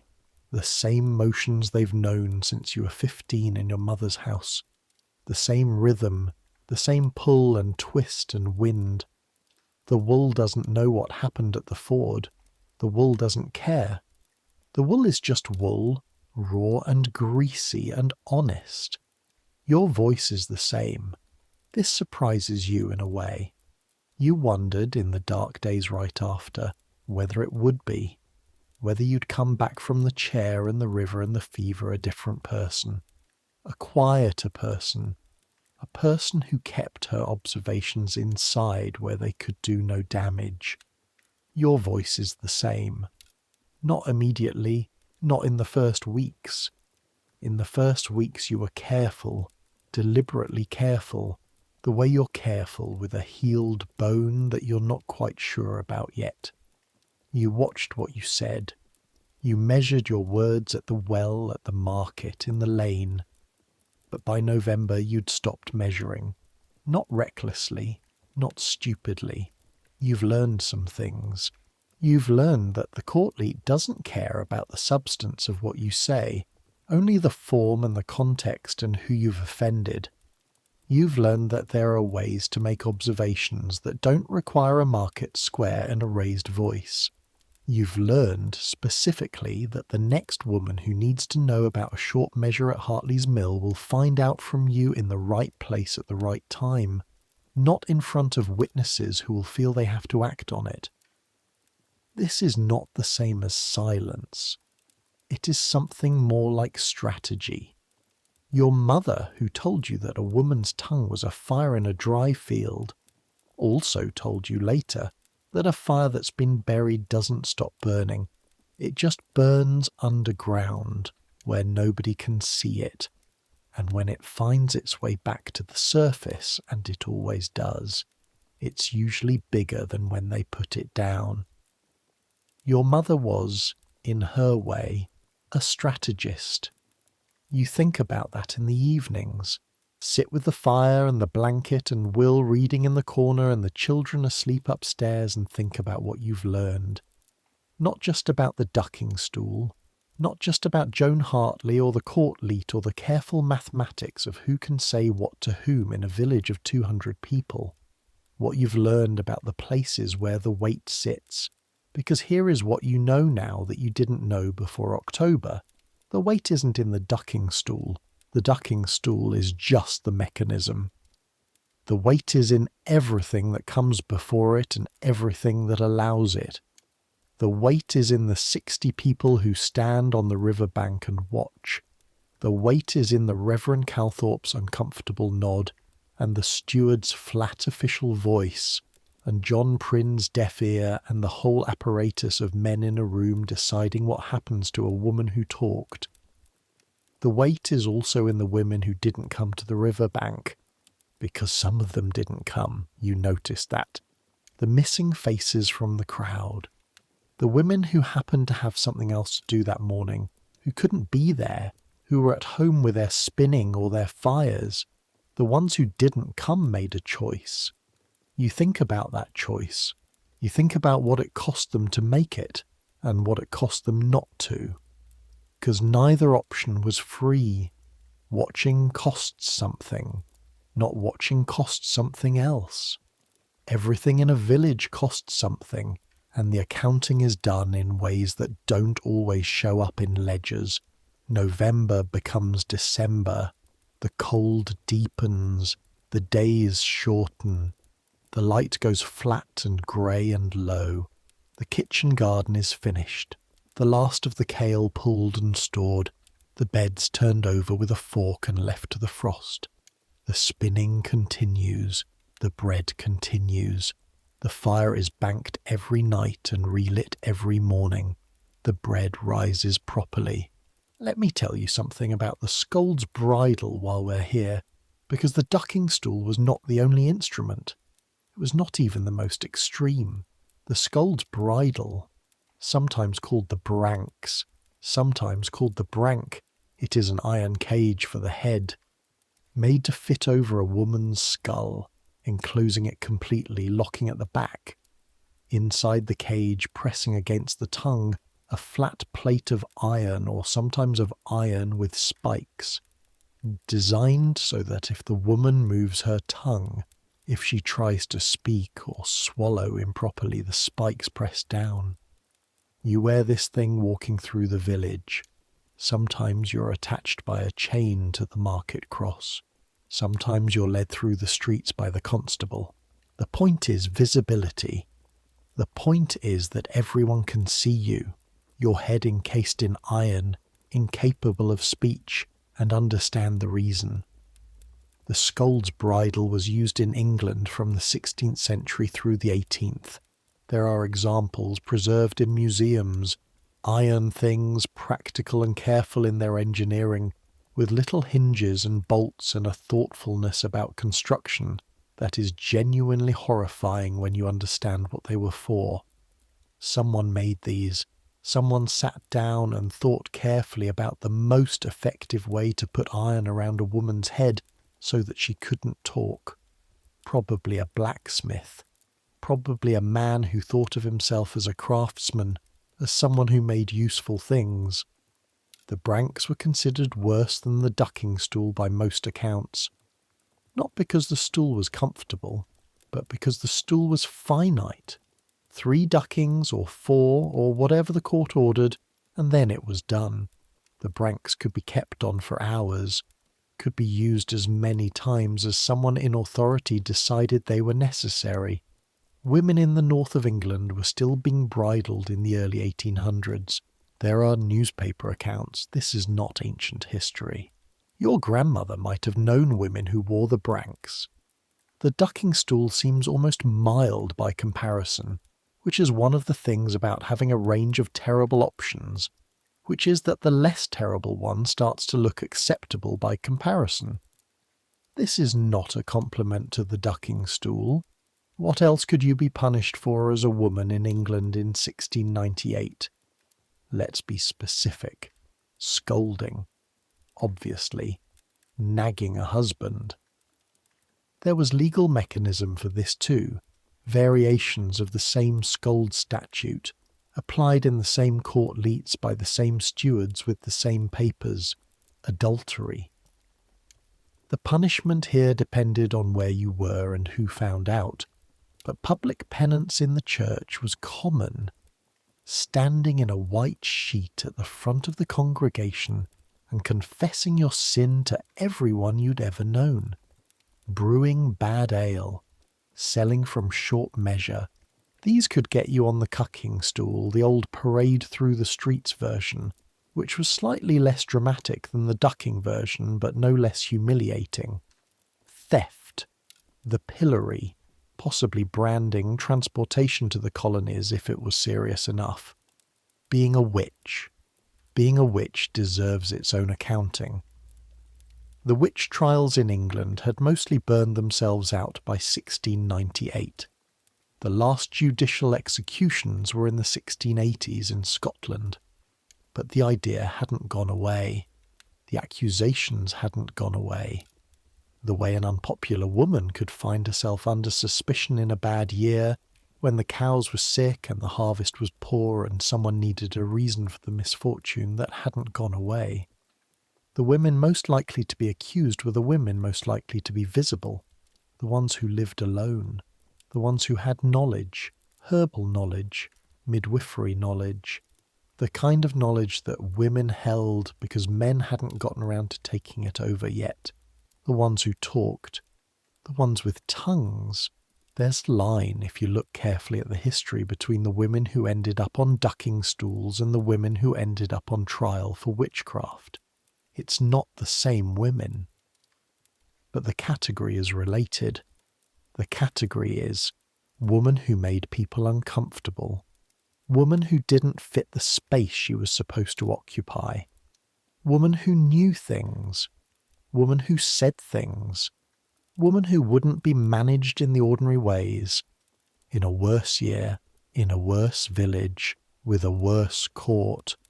What happened at the Woolwich Ford might have been a different thing entirely. You know this. Most women in your position know it, if they're honest. The narrow margin between the category you're in and the categories you're not in yet. The December fire. Your fire in December is a priority of the first order, not a comfort, a necessity. The difference between a good fire and a poor one in December is the difference between children who wake up with cold, stiff fingers and children who can function. It's the difference between bread that rises and bread that doesn't. It's the difference between the low note in your lungs staying low and the low note deciding December is a good time to become something worse. You've become, since October, more careful about firewood than you were before. Will noticed this. Didn't comment. He's spent more time than usual in the last 2 months making sure the pile by the door is never less than halfway full. This is love, not the word. The wood, Advent, Christmas. The church is cold, but the singing warms it slightly. 100 bodies pressing the temperature up a few degrees by the time the service ends.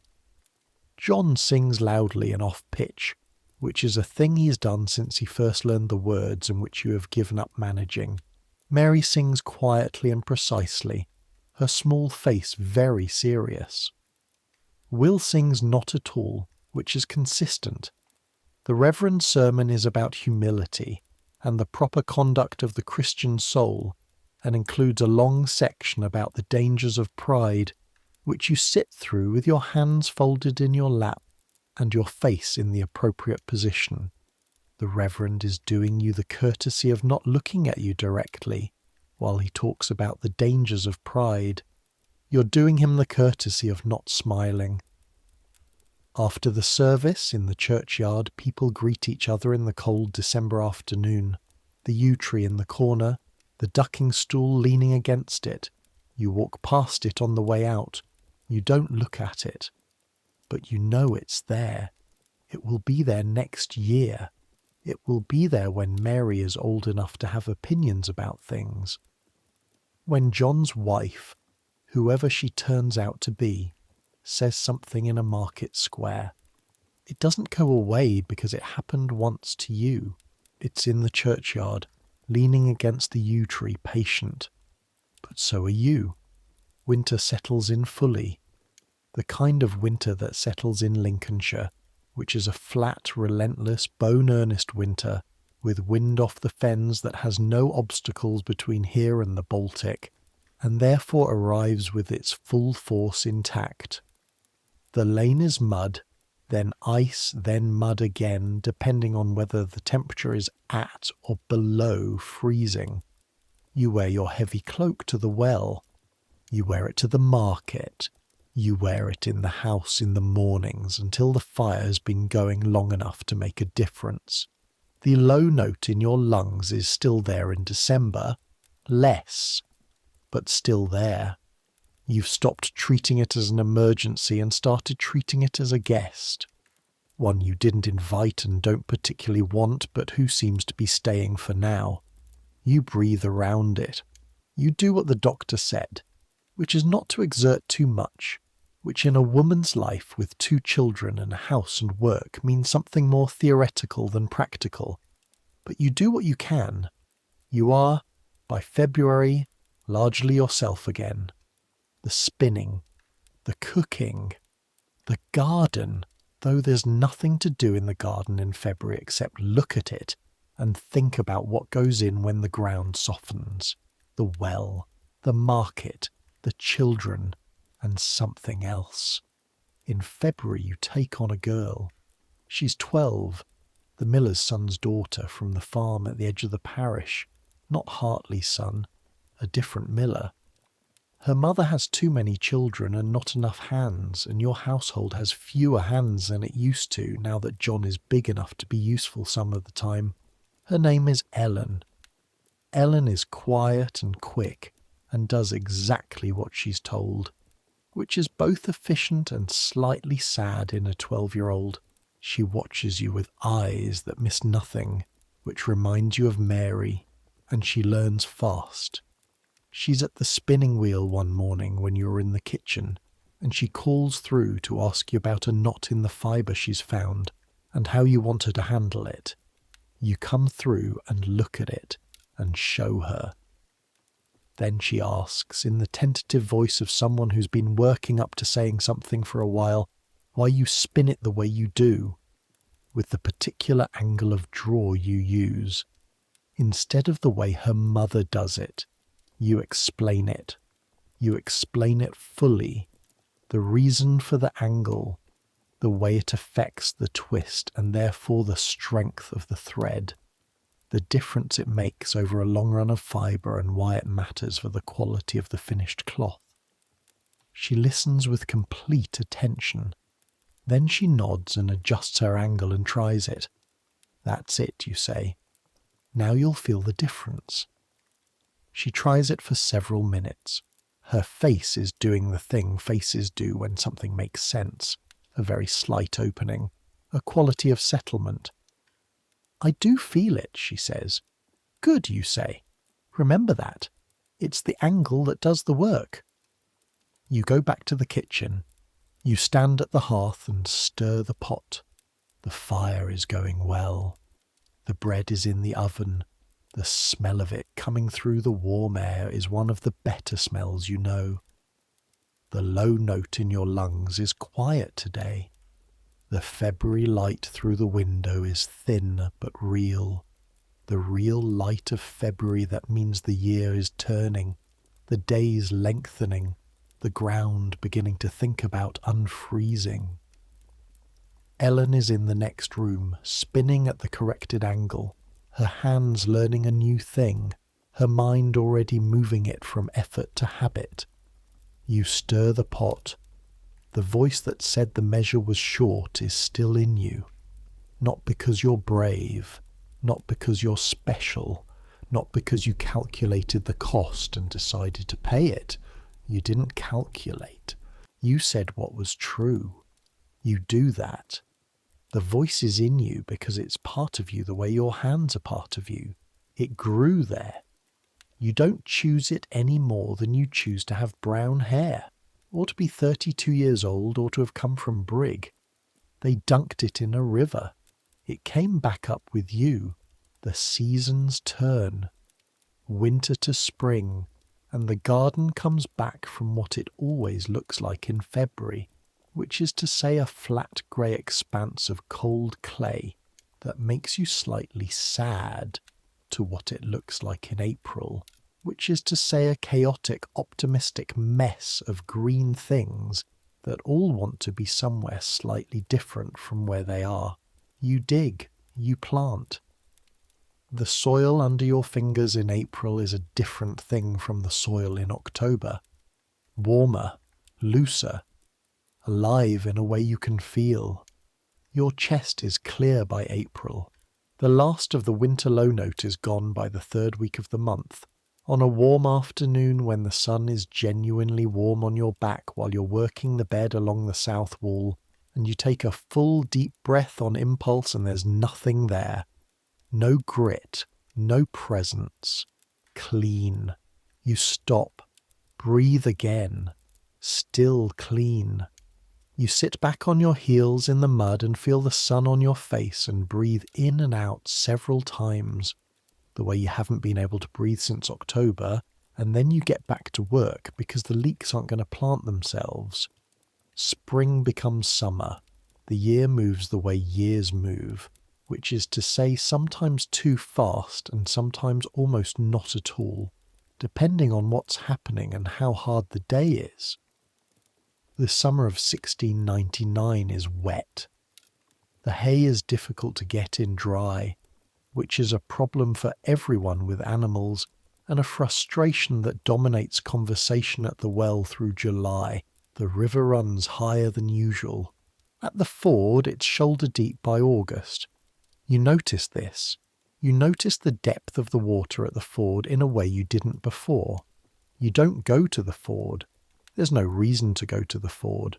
The road to Gainsborough doesn't go through the ford.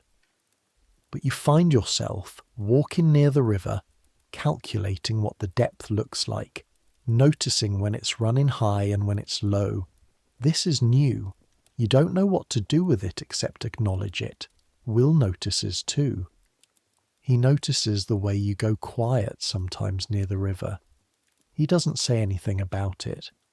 He gives you more room than usual in those moments, which is a small and accurate thing that you register and are grateful for.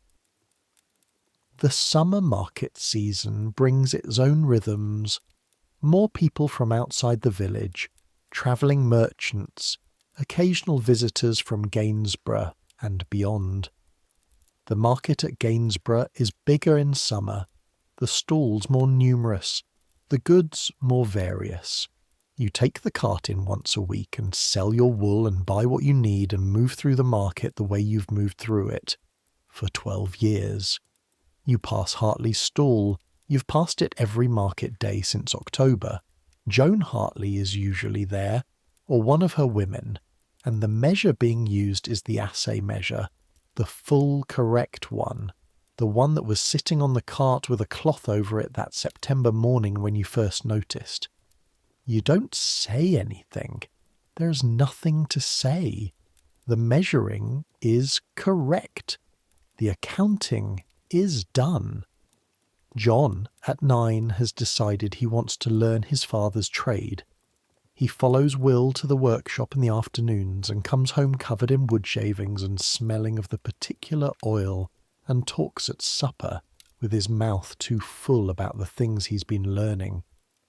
He has his father's hands, you notice. The same square, capable hands that can already feel the grain of the wood without being told where to find it.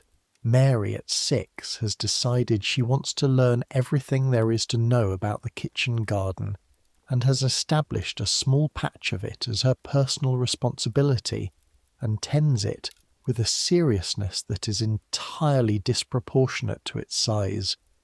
She also, you notice, has your tongue. She told Thomas Biggs's younger brother in the lane that he was a liar because he'd said something untrue about John's whereabouts, and she had witnessed the truth herself and was not going to let the lie stand. She said it the way you said it at the market. Not meanly, not loudly, just directly. Here is the true thing. The true thing is this.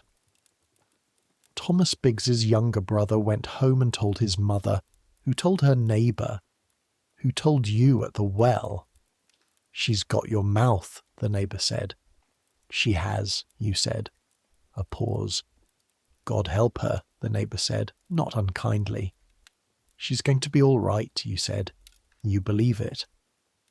The autumn comes around again, the year's 2nd October, and for a brief window in the last week of September, you find yourself waking in the night and lying in the dark and listening to the river and feeling the ghost of the cold that arrived this time last year. Not the cold itself, the memory of it, which is both lighter and heavier than the thing, reaches for your hand in the dark one night when you're lying awake, doesn't say anything, just finds your hand and holds it. You breathe. The year turns past October without incident. Thorn Hollow's ducking stool stays in the churchyard, leaning against the yew tree as it does. The court leet meets in the alehouse and settles the ordinary business of the manor, boundary disputes and unpaid rents and a complaint about a pig. No women are ducked in the autumn of 1699, the winter of 1699 to 1700. A year turned. You spin, you cook, you teach Ellen to preserve the garden vegetables for winter in the method your mother taught you, salt-packed and properly sealed. You show her how to tell when bread is done by the sound it makes when you tap its bottom. You tell her about leek varieties and which ones stand the cold better.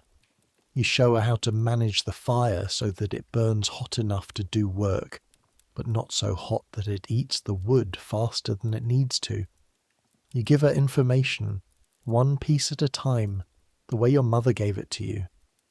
One morning Ellen says, while they're both spinning, "Mrs. Fletcher, my mother says you were ducked." A pause. "Yes," you say, "I was." "She says it was about the flour." "That's right." Ellen spins, her hands on the wheel. Her face is doing something careful, and careful things in a 12-year-old's face are worth paying attention to. "Did it hurt?" she asks. You think about the cold, the green-black, the pressure on your lungs, the fever in the dark with the ceiling moving.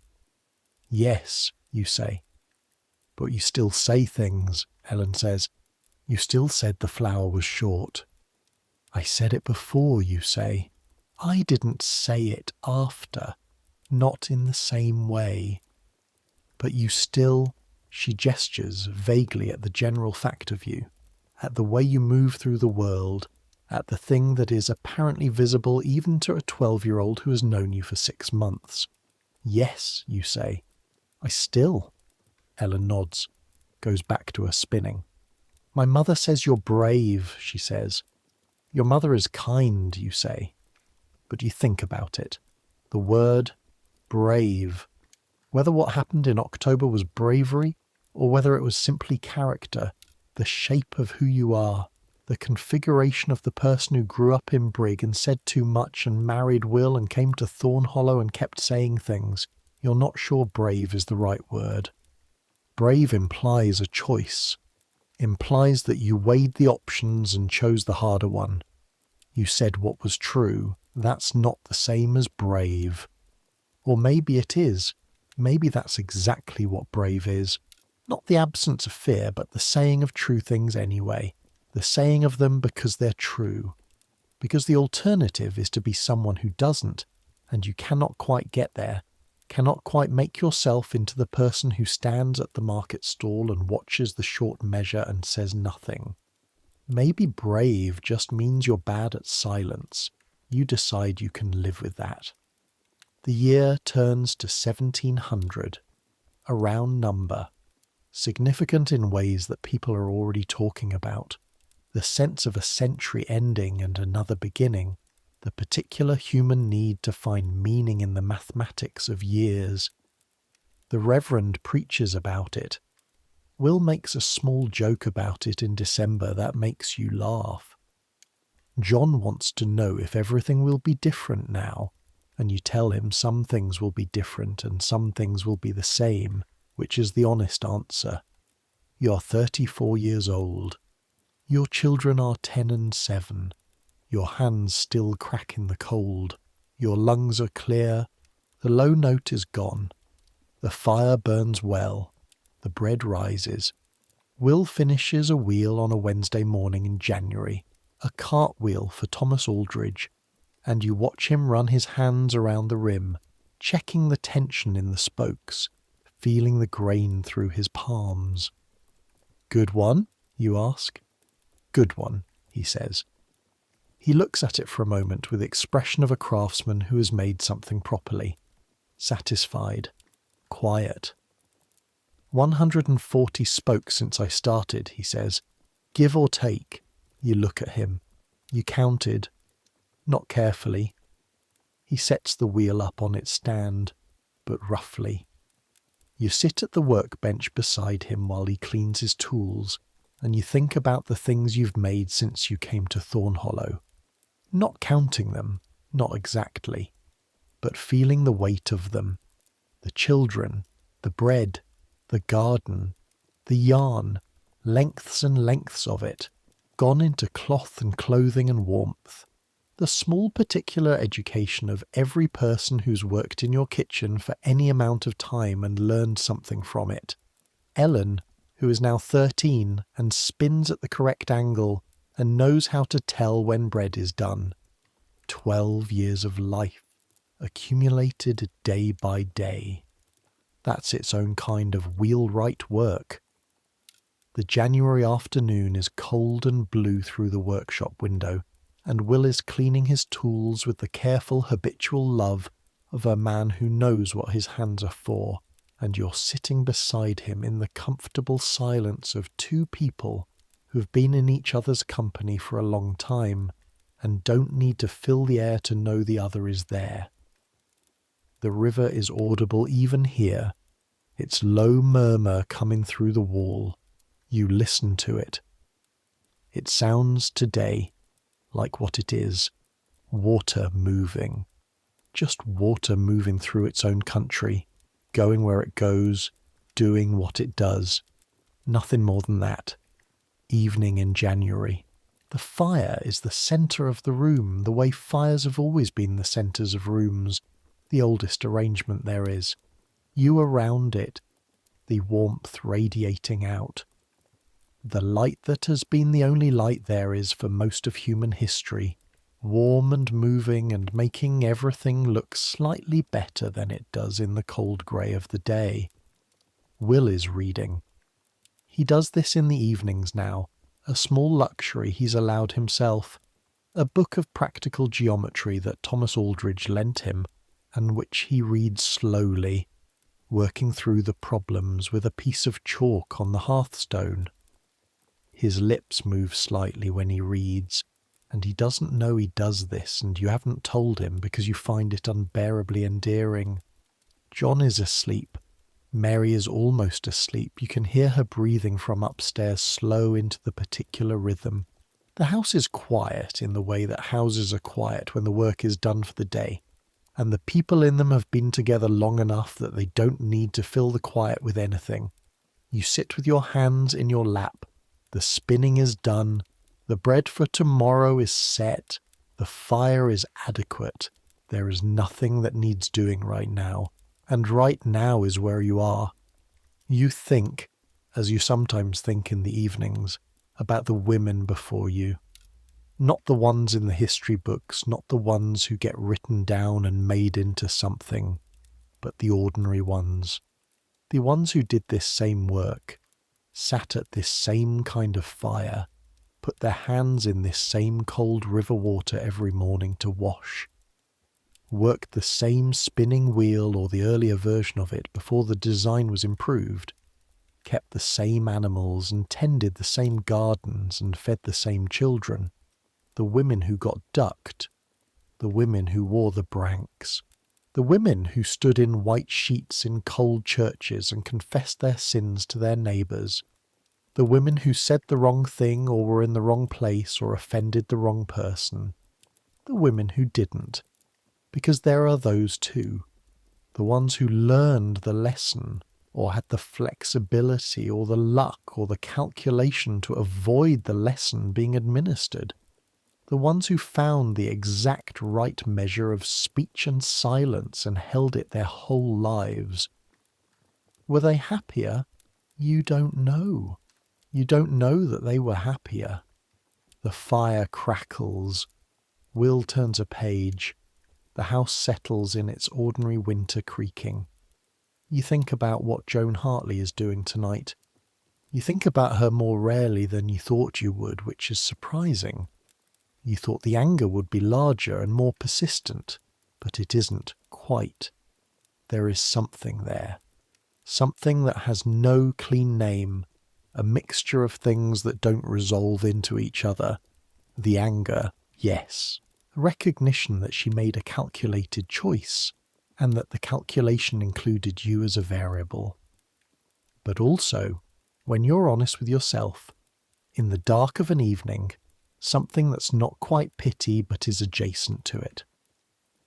Joan Hartley is a woman who decided that the way to stay safe in Thorn Hollow was to be useful to the right people, to be the person who operated the mill, who kept the accounts, who held the economic position that made her matter. She decided that position was worth protecting.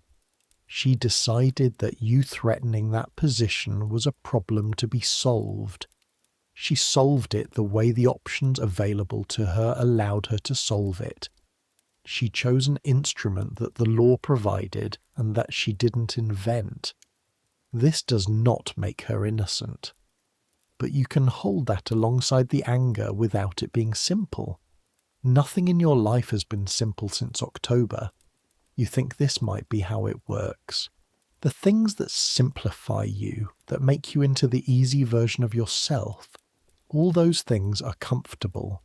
The fire is comfortable. The bread is comfortable. The known faces at the well are comfortable. But the things that complicate you, the things that drop you into cold water and make you come up gasping, those are the things you can't put down afterward. Those are the ones that stay in the shape of you.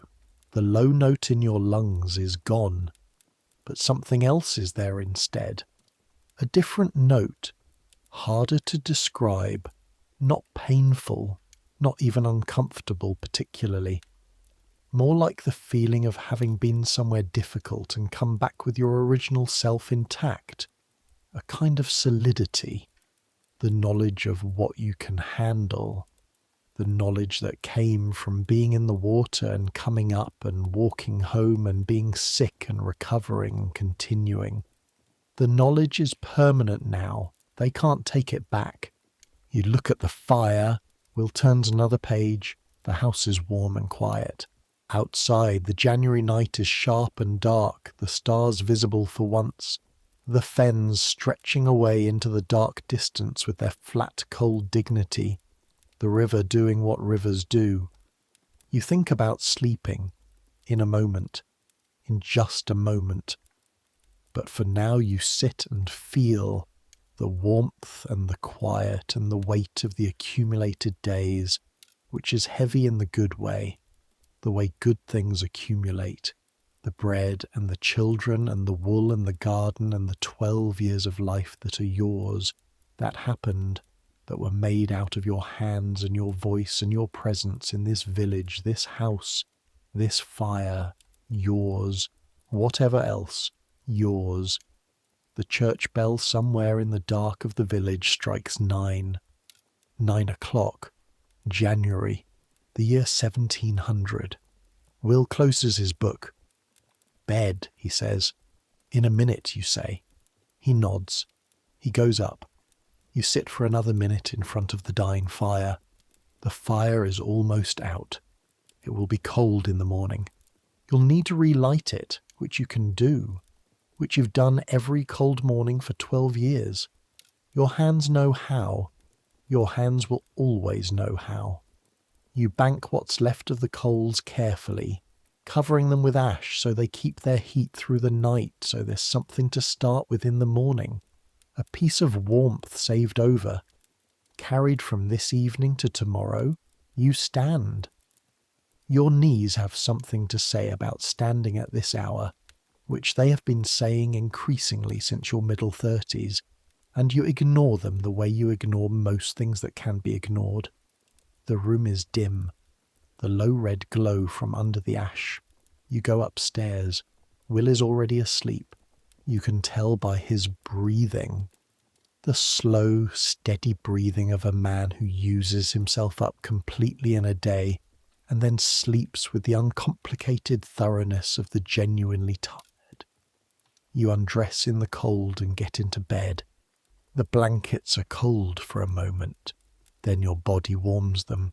Your body is very good at this, at making its own warmth, at converting what's there into what's needed. The ceiling in the dark, the sounds of the house settling, the faint sound of the river, just the river tonight, not a warning, not a threat, not a presence pressing against the walls, just water moving, the same as it has for thousands of years, the same as it will for thousands more, indifferent and continuous and very, very old. You have survived the river. The river doesn't know this. The river doesn't need to know this. It moves the way it moves. You breathe. Your eyes are heavy. The day is done. The day was made of the ordinary things and some less ordinary things, and now it is finished, and in the dark, under the blankets, in the warmth you've made, the day releases you. There is nothing that needs doing right now. Right now is where you are. Let it come. Let sleep come the way it comes after the long work of living. Not as escape, not as forgetting, just as what comes at the end of a day when you've used yourself fully, when your hands have done what hands do and your voice has done what voices do, and your body has carried you through all the weathers of a January and put you here, warm and fed and not alone. You did what you could with today. That is enough. Sleep. Let me bring you back a little. Let me show you something. Because we've been in January, in the warmth of the fire and the quiet of the evening. But I want to go back one more time to the riverbank, not the duck in itself, the thing just after. You're standing on the bank, soaked through, dripping. Your clothes, the good dark blue wool, weighted down with a gallon of the River Trent. Your hair loose and flat against your face, the cold in your chest, the coughing over for the moment, Will's arm around your shoulders, and you're standing. I want you to notice that. You went into that chair. You went under 3 times. You came up 3 times, and then you stood. There are people on that bank who will never forget it.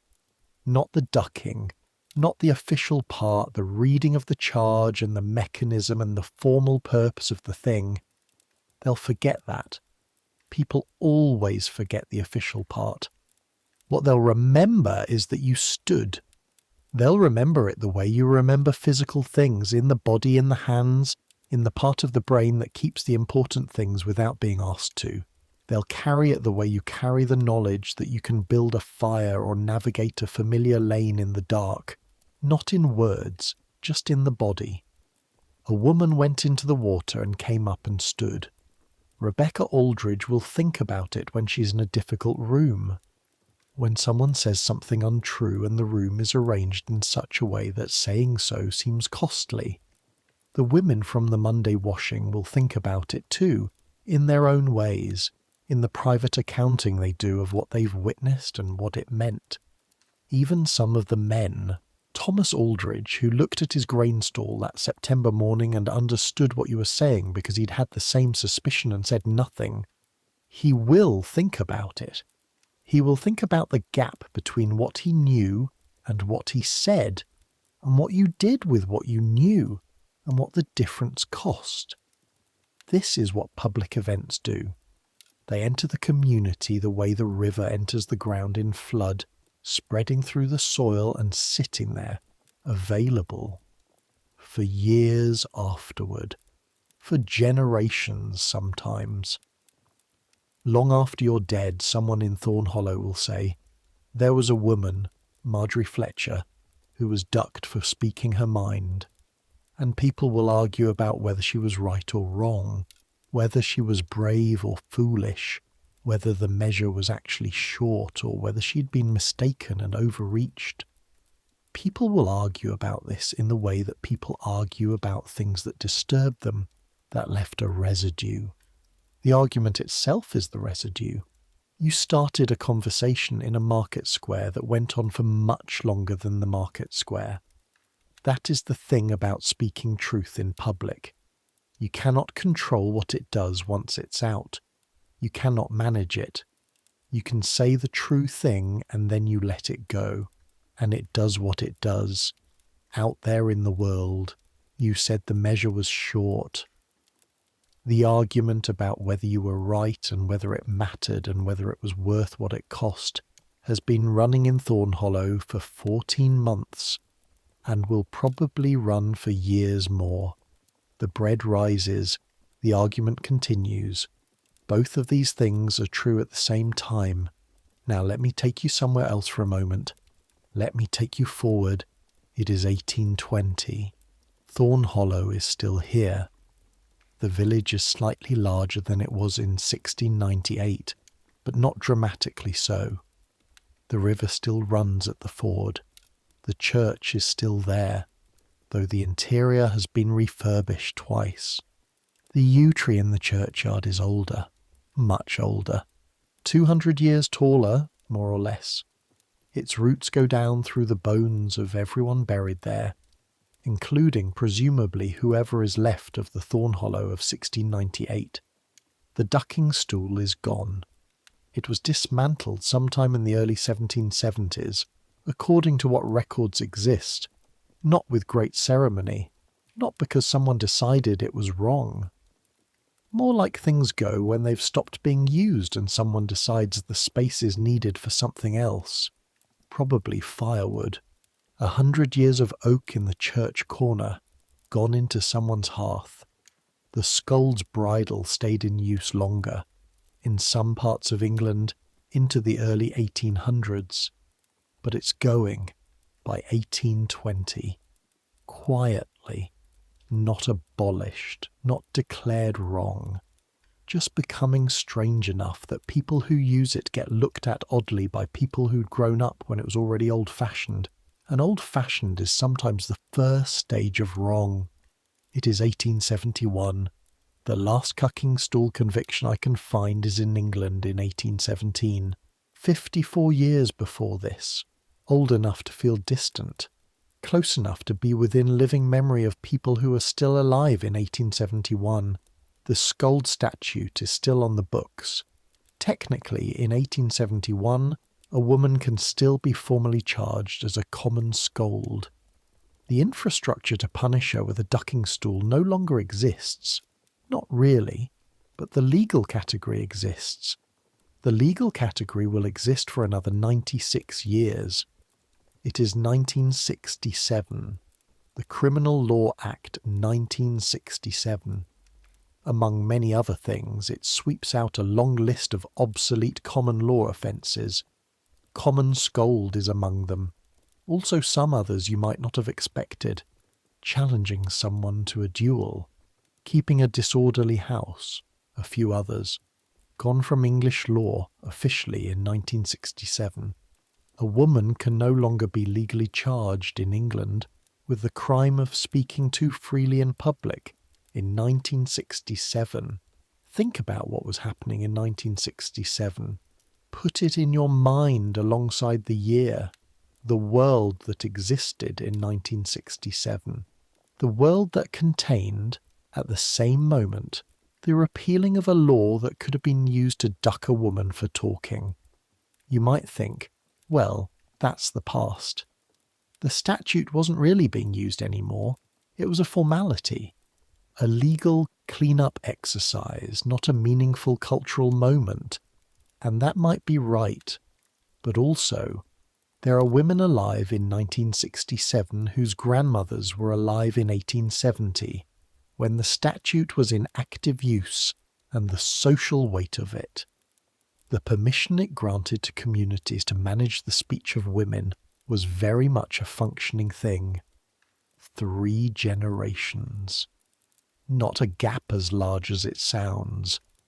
the women in Thorn Hollow in 1698, the women in Leominster in 1817, the women in English villages in 1870 who didn't need to be ducked because the knowledge of what could happen was doing the managing for the ducking stool. The knowledge is very efficient.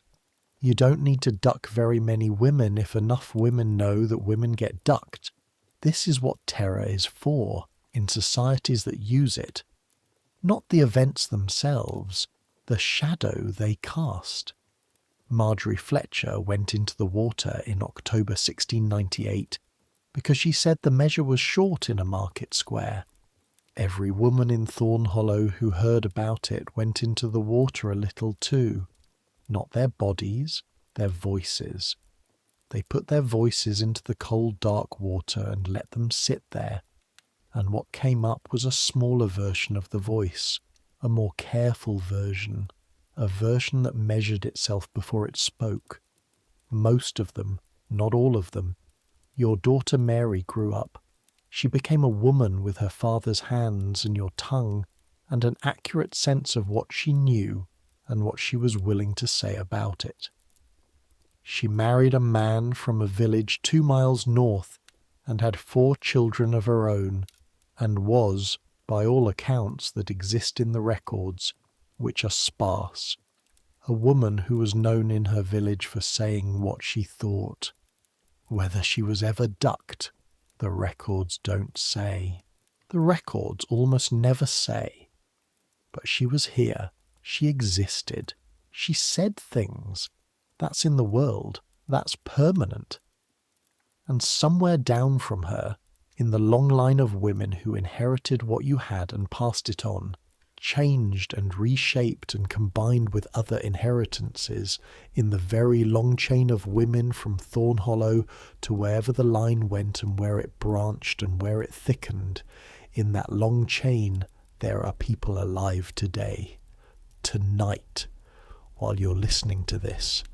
People who have some infinitesimal fraction of what you were in them, not your name, not your specific face or your specific argument about flour, but the general shape of the thing, the orientation toward truth-telling, the trouble-making voice, the one that says in a market square, in whatever market square happens to be available, the measure is short, that's not nothing at all. Let's go back one more time. October 1698. The night after the ducking. Will has a fire going that would do credit to a foundry. The room is warm, genuinely warm, warmly enough that you've stopped shaking, which took longer than you expected. The blanket is still around your shoulders because the warmth is in your skin now, but not yet fully in your bones. Your hair is dry.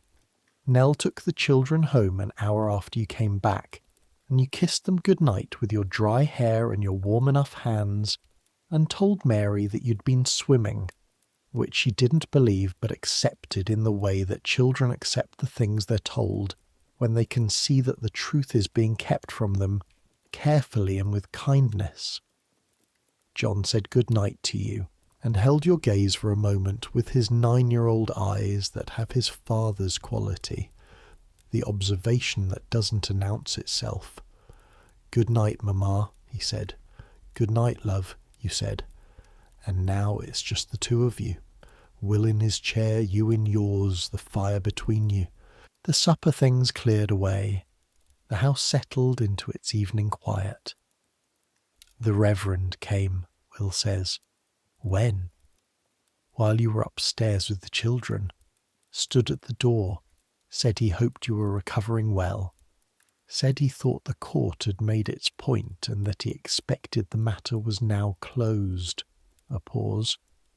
He said that, you say? More or less.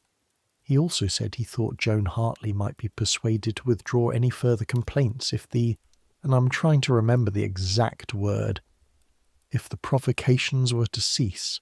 Provocations. That was the word. You look at the fire. I didn't go back to thank him, Will says. No, you say, I wouldn't. The fire. The coals are good tonight, holding their heat well, the orange glow of them constant and warm, the smell of wood smoke and the smell of the tallow candle, and underneath it all, very faintly, the river. Will, you say? Yes. When I said it in the market square the first time, when I said the measure was short, yes. I knew what it would cost, not exactly, but roughly. I knew what the options were. He's quiet, looking at the fire. I know, he says. I want you to know I don't regret it. I know that makes things harder. I know it's made this year what it's been. But I don't. A long pause. I know that too, he says. He looks over at you then, from his chair across the fire, his face in the firelight.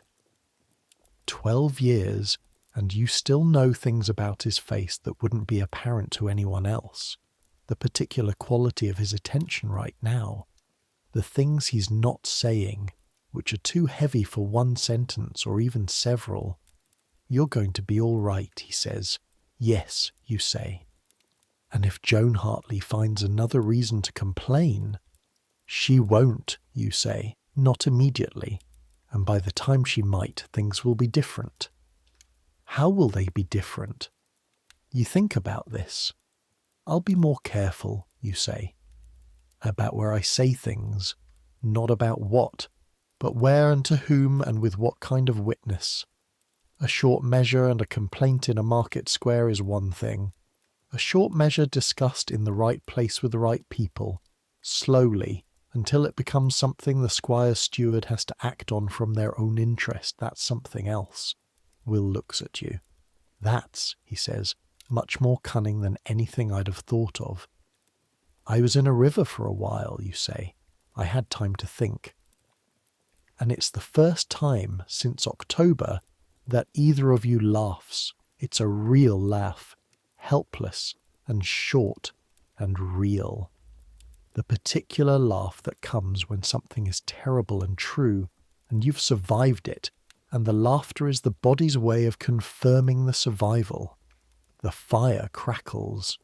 The night is cold outside, inside, warm enough. Now let's go forward, one more time, all the way forward, to right now. You're listening to this story in whatever room you're in, whatever year this is for you, whatever century has accumulated itself on top of 1698 in the way that centuries do, layering and compressing and becoming the present, which always feels inevitable from inside it, and never looked inevitable from before. You're listening in a room that is probably warm, probably warmer than Margery Fletcher's room was, probably more reliably warm, the kind of warm that doesn't require a person to get up before dawn and lay a fire and wait for the coal to catch and feel the cold of the floor coming up through their feet while they do it. You're probably comfortable in ways that Margery Fletcher never was comfortable. This is good. This is worth saying. The accumulated improvements in how human beings live, the heat and the food and the medicine and the light and the freedom, from having to spend 16 hours a day just maintaining the basic infrastructure of survival. This is genuinely good. Worth acknowledging, worth being grateful for, and at the same time, the measure is still short somewhere, not flour at a mill in Lincolnshire, but something. Something somewhere is being measured wrong, and the measuring is being done by someone who has the position and the legal and social protection to keep doing it, and the person who knows it's wrong is standing in a market square calculating what it will cost to say so. This has not changed. The instruments have changed. The market squares have changed. The available punishments have changed, or most of them have, or they've moved into less visible forms.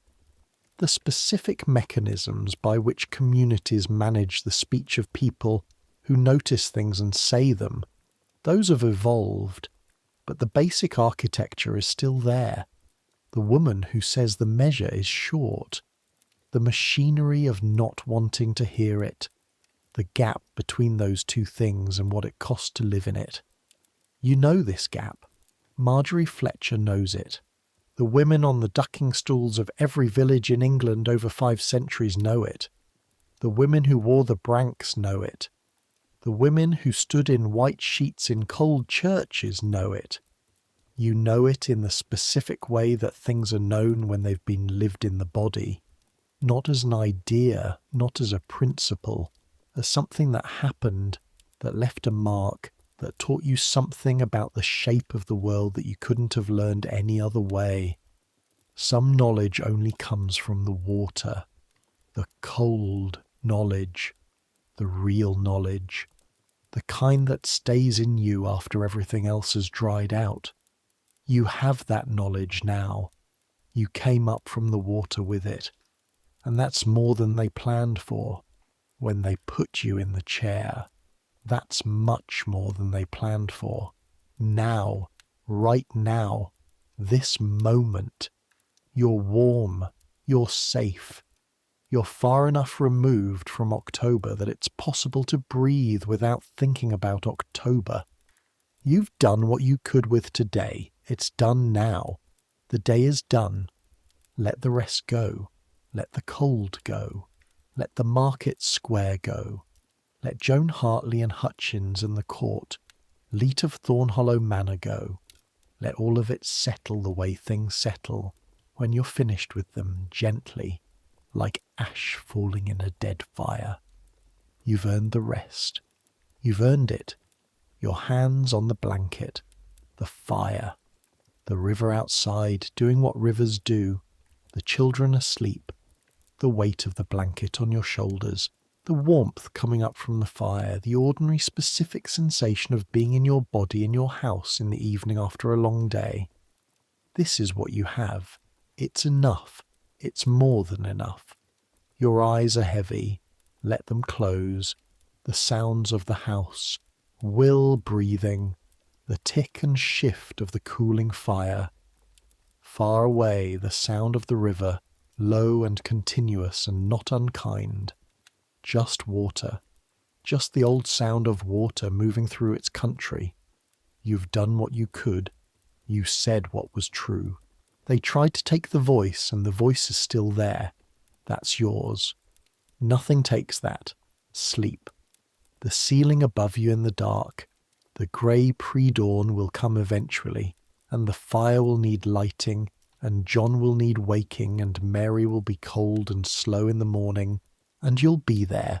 You'll be there because you came up from the water, because the fever broke, because you stood on the bank and looked at Joan Hartley and then looked away, because you walked home in wet wool in October and made it. You'll be there tomorrow and tomorrow and tomorrow, but that's tomorrow. Right now you're just warm, just here, just breathing. Let the thoughts slow. The market square is gone. The court is gone. The water is just water. You're just here. That's enough. Let sleep take you the way the river takes things. Not violently, not with force, just gradually, loosening the grip one thing at a time. The thoughts one by one. The day, piece by piece. The body's insistence on being a body, softening, releasing. Warm enough, safe enough. Enough. Let it all go now. Let the village quiet. Let the fire die down. Let the night be just night. You're just a person. In a warm room. In a quiet house. In a village next to a river. In a country that is changing slowly in ways you won't live to see, but which will be changed. Breathing. Resting. Done. The church bell strikes 10. 10 o'clock. One stroke. And then silence. And then the night. The long English night. The river running in the dark. The cold stars above the fens. The world holding still for a moment. The way the world sometimes does. Between the end of one thing and the beginning of another. You're in that moment. Stay there. As long as you need.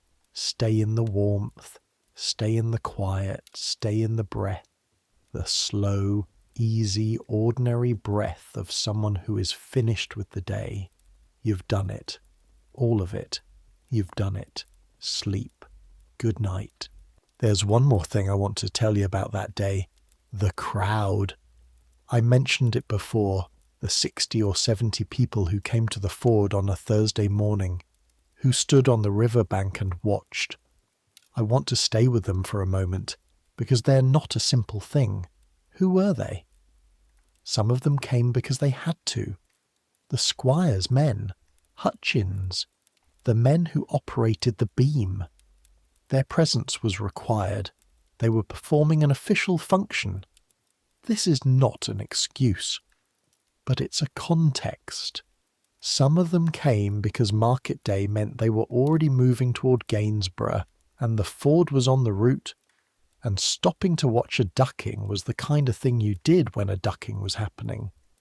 The spectacle logic, the same logic that fills market squares and church steps on any unusual day. Not malice exactly, more like gravity. The pull of something happening. Some of them came because they wanted to. They believed in the punishment.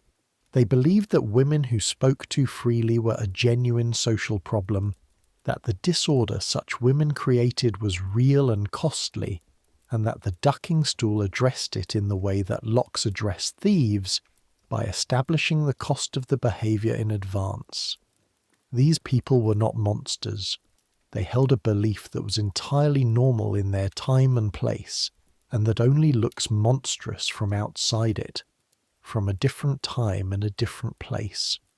Most beliefs look like that, from outside.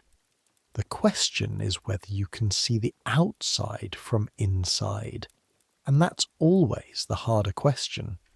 Some of them came because they were afraid, not of you, not of the ducking, afraid of being seen not to come, afraid of what it would mean to the village if they were absent, afraid that absence would be interpreted, would be noted, would have a cost that was harder to manage than the cost of standing in the cold for an hour watching something they didn't want to watch. This is the fear that runs through most public events in small communities, the fear of the watching community turned on yourself, the knowledge that your presence and your absence are both visible, both interpreted, both have weight. The people who chose not to come made a different calculation. They paid the price of that too. Rebecca Aldridge, who held your hand in the lane. She came. She stood near the back. When you came up from the water the third time, she was one of the people with the tight-closed mouth. The people whose faces you couldn't read. You know now, 14 months later, what that face was. You know because you've spent enough time with Rebecca Aldridge since October to understand something of the private account she keeps. She came because not coming felt worse. She stood near the back because being near the front felt worse. She kept her mouth closed because anything she said would have been inadequate to what she was feeling. She held your hand in the lane before the ford and after she came to your door with broth. These are small things. They're not small things. The woman who cried. You never found out who it was. The voice in the crowd, the quiet, helpless sound of someone who had been watching too long. You've thought about it occasionally in the months since. The sound moved something in you that day that nothing else did, that the cold and the chair and the official proceedings didn't, because it was the sound of someone who hadn't calculated, hadn't managed their response, had simply felt something and expressed it the way things get expressed when they haven't been routed through the management system first. Raw grief for what was being done, the most honest response in that crowd. You hope she came home and told someone what she'd seen. You hope she found a use for what she felt. You don't know who she was, but she was there and she felt it.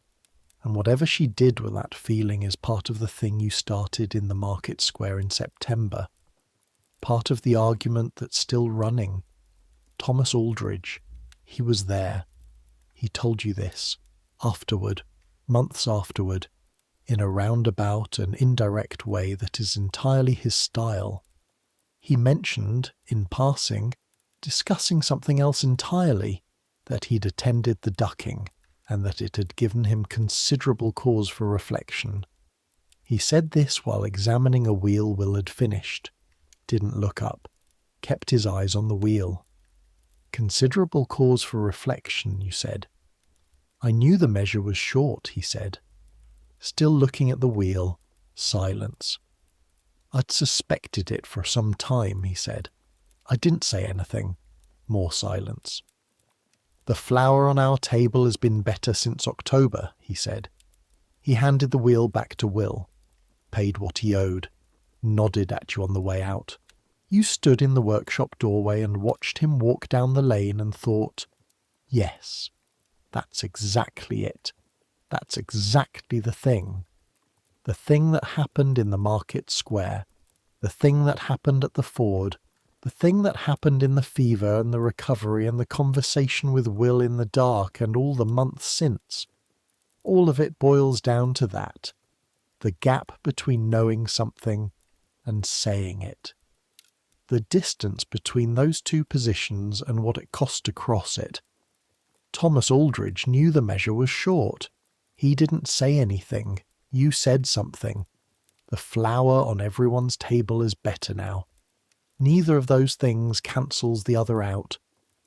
The fact that the flour is better doesn't erase what happened at the ford. The fact that Aldridge stayed silent doesn't erase the fact that you didn't. But they're both part of the same story, and the story is still going. Let me tell you what happened to Joan Hartley. Nothing dramatic. Nothing that could be called justice, in the sense that dramatic stories use the word. Robert Hartley's eyesight continued to worsen through 1699. By 1700 he had given up the mill accounts entirely and Joan ran them alone. She continued to run them carefully with the assay measure correctly. The mill continued to operate. She continued to be a person who mattered in the village, who was useful to Squire Morland, who held a position that gave her weight. She aged. Robert died in 1704. She ran the mill alone for several years before her eldest son was old enough to take it over. She became old. She became one of the old women of the village, the ones who've been here long enough that their presence is part of the furniture, unremarkable and permanent. You don't know when she died. You don't know whether she ever thought about the market square and what she did and what it cost. You don't know whether the look on her face at the ford stayed with her. Some things you don't get to know.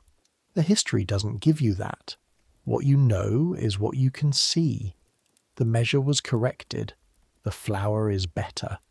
You're both still here, moving through the same village on the same days, past the same church where the same reverend preaches about the same things. You nod to each other when you pass, just nods, not warmth, not hostility. The nod of two people who know exactly what they know about each other and have decided that this is the level of acknowledgement that serves. It serves. The village is small enough that it has to serve. You've learned, in the month since October, that there are things you can hold with an openness that doesn't require resolution. Not everything resolves. Not every wrong gets righted in a visible way with clear edges that you can point at and say, there, that's the justice, that's the consequence, that's the ending. Sometimes the ending is, the bread is better, and the woman who said so is still here, and the voice is still here, and it's enough, not as a settlement, not as compensation, but as a fact, the fact of your survival, the fact of your presence, the fact that 34 years old on a cold morning in January 1700, spinning at the wheel in the south window with the thin winter light on the fibre, you are here and you are intact, and you are still the person who said what was true when it would have been cheaper not to. That's yours. That's permanently yours. The wheel turns under your hands. The fibre draws out. The thread winds on. The rhythm of it, the same rhythm it's been since you were 15, the same it'll be tomorrow and the day after. This is the work. Not grand, not remembered, not the kind of thing that ends up in history books or on the lips of the reverend or in the speeches of important men.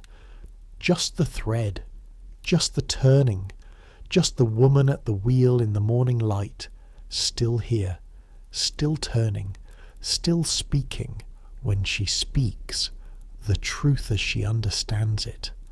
That's enough. That's the whole of it. There is a whole world of women I haven't told you about yet.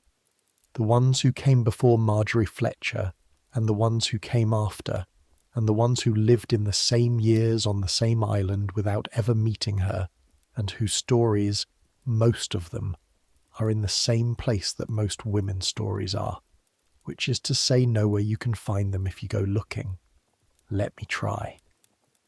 1597. A woman named Anne Burnell in Norwich is ducked for scolding. This is early in the formal English use of the ducking stool. The court records survive. The charge, habitual scold and quarrelsome neighbour. The punishment, the stool. The outcome, not recorded. Anne Burnell. She lived. She had a name. She presumably had a face and a voice and reasons for whatever she said that made someone decide she was a scold. What she said isn't in the record. The punishment is. The saying isn't. This is almost always how it goes. The punishment leaves a paper trail because punishments are official acts, administered by courts, recorded in ledgers that survive for centuries. The words that prompted the punishment leave nothing, because words spoken in market squares and lanes and kitchens and the daily friction of village life are not recorded. They happen, and they dissipate, and 100 years later nobody can say exactly what was actually said, only that the saying of it cost someone a seat in the chair. The woman's voice, gone. The record of her being punished for it, still here. This is a pattern you can trace across 5 centuries if you want to. The institution preserved. The thing the institution was used to suppress, not preserved, as if the purpose of the record was always the punishment and not the thing being punished. Alice Newman, 1623, Braintree, Essex. Ducked. Charge, common scold, no other details. Margaret Hodgkiss, 1671, Wigan. Ducked twice in one morning. No details. Margaret survived, the record says, because the record was interested in the functioning of the punishment, not in Margaret. Mary Duxbury, 1681, Chester. Ducked. Charge. Scandalous speech against neighbours. The speech. Not recorded.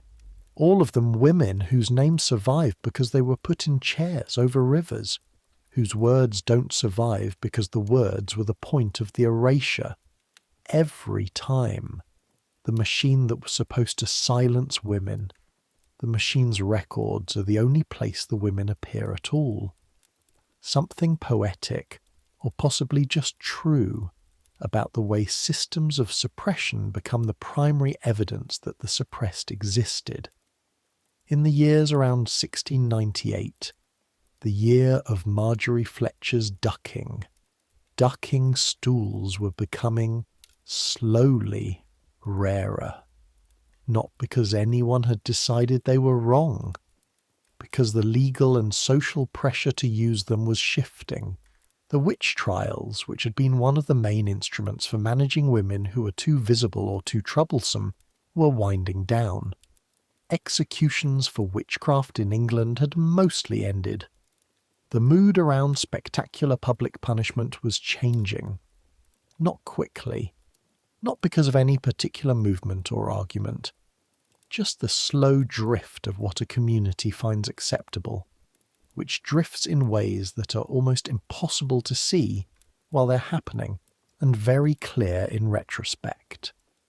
By 1720, ducking stools were mostly a memory in southern England. By 1750, mostly gone in the north. By 1800, rare enough that when one was used, in 1809 in Scarborough, in 1817 in Leominster, it was treated by the newspapers as an oddity, a survival from another time. But 1817 is worth pausing on. Jenny Pipes, Leominster, Herefordshire, charged as a common scold, ducked in the River Kennet on a Thursday morning. The event was reported in the Hereford Journal. The account has the quality of something the reporter found slightly embarrassing to describe, slightly anachronistic, slightly at odds with the 1817 it was happening in. But it happened.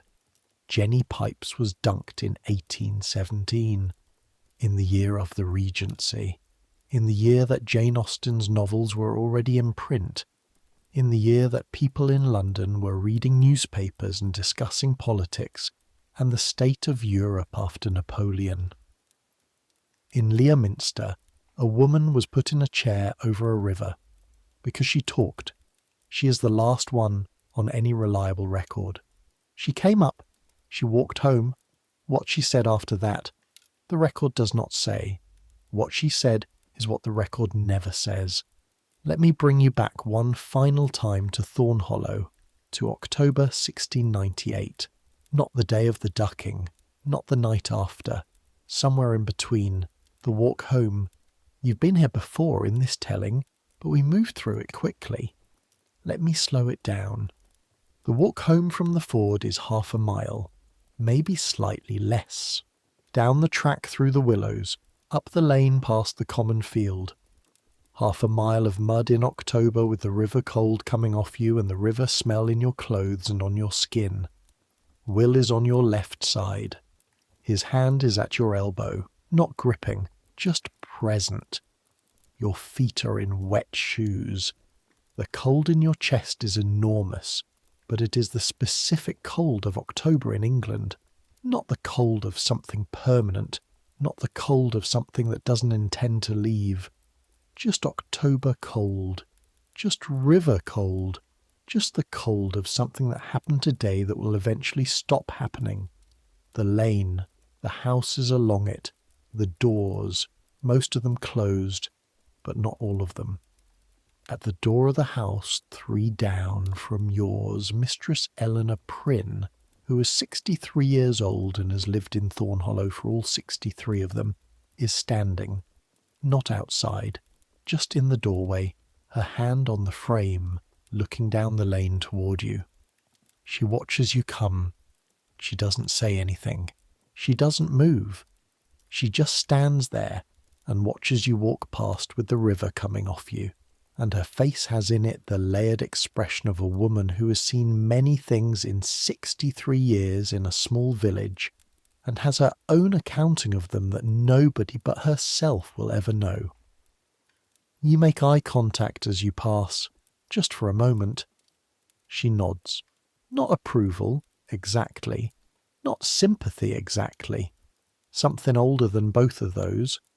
The recognition of one woman to another that something was survived, that the surviving is visible. You nod back, and then you've passed and the door closes behind her and you're still walking, and Will's hand is still at your elbow and your wet shoes are still making that soft squelching sound, and the lane is still mud and the river smell is still on you and the cold is still in your chest, and you're walking, one step at a time, in a small English village in October, toward home, toward the fire you know Will build, toward your children, toward your life, which will continue, which is continuing, which is happening right now, in the most ordinary and specific and particular way that lives happen, step by step. Home, that's the whole of it. That's what I want to leave you with. Not the chair, not the water, not Joan Hartley's face or the steward's flat voice, or the court-leet in the alehouse, or any of the official machinery that was deployed against one woman for speaking the truth in a market square. The walk home, the mud under the wet shoes, the hand at the elbow, the woman in the doorway who saw you and nodded, the step and the step and the step, home. There's a kind of courage that doesn't announce itself, that doesn't arrive in grand moments or with drums and speeches and the recognition of crowds. It comes in the walk home, in the one foot and then the other, in the knowing what was done and why, and not regretting it and doing it anyway, in the standing afterward because standing is what's available. You did that. The women who came before you, back through the centuries to the first time someone put a chair on a beam and called it justice, they did that. The women who came after you, right up to Jenny Pipes in Leominster in 1817 walking home wet from the River Kennet, while a reporter from the Hereford Journal watched and wrote it down, they did that. The ones who stayed silent because they'd seen what happened and done their calculation, they are in this story too. Their silence is also a doing. The weight of what they held back is also part of what this cost. Silence in the face of something that requires silence to continue is not neutral. But the people inside the silence are often surviving as best they can, and survival is not nothing. All of it is in the story. All of them are in the river, and all of them came up, the walk home, one foot and then the other, wet and cold and alive. Home. Now. The court-leet.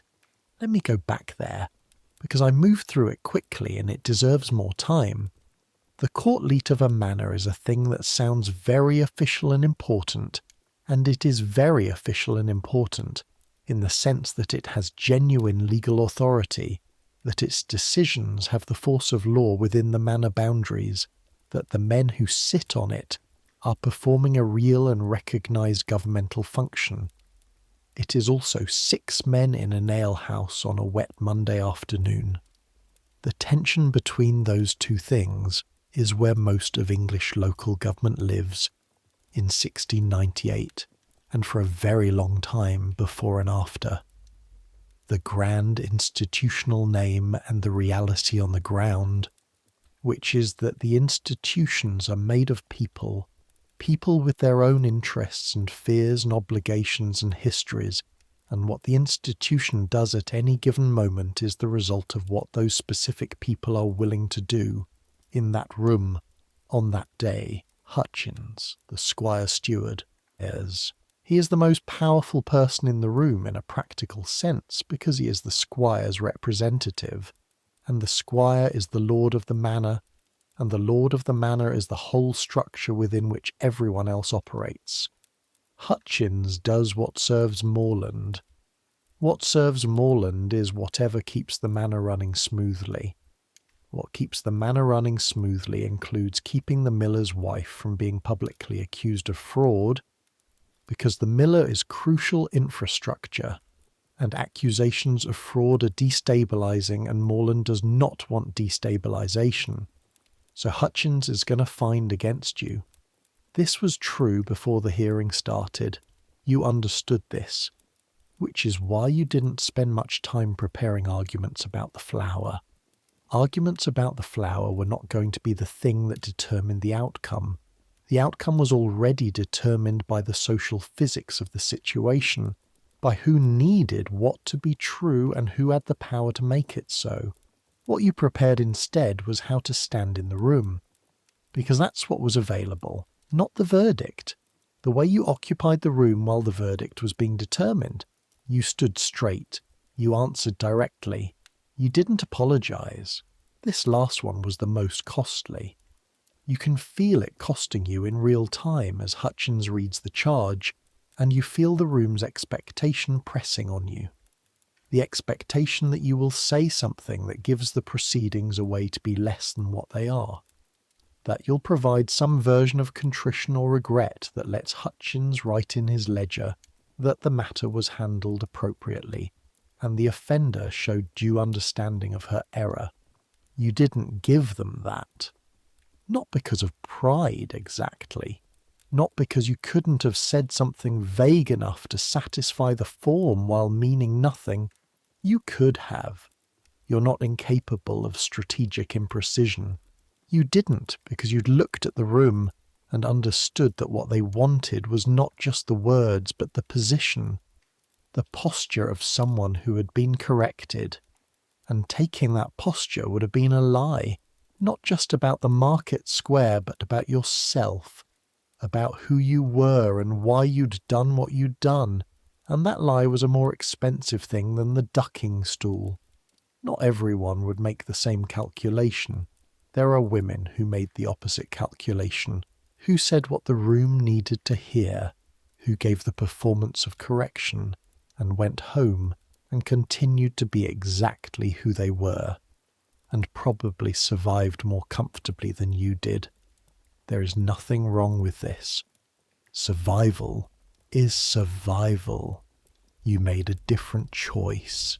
You stood straight and answered directly and didn't apologize, and they gave you 3 immersions.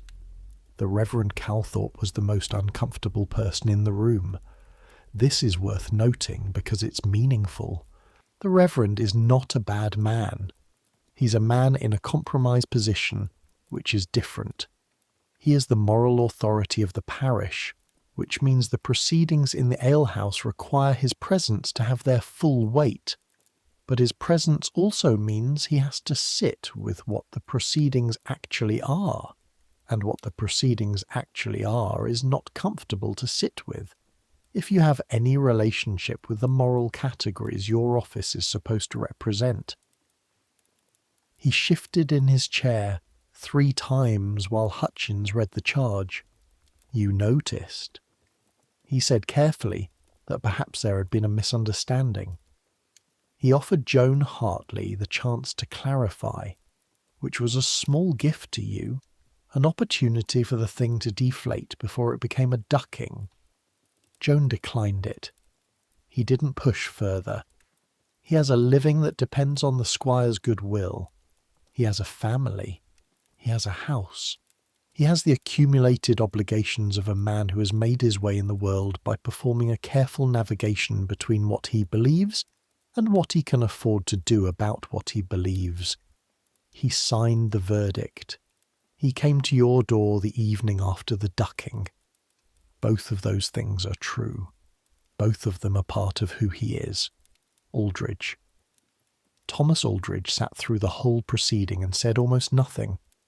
One question, the one about the assay measure, which Hutchins deflected. Then silence.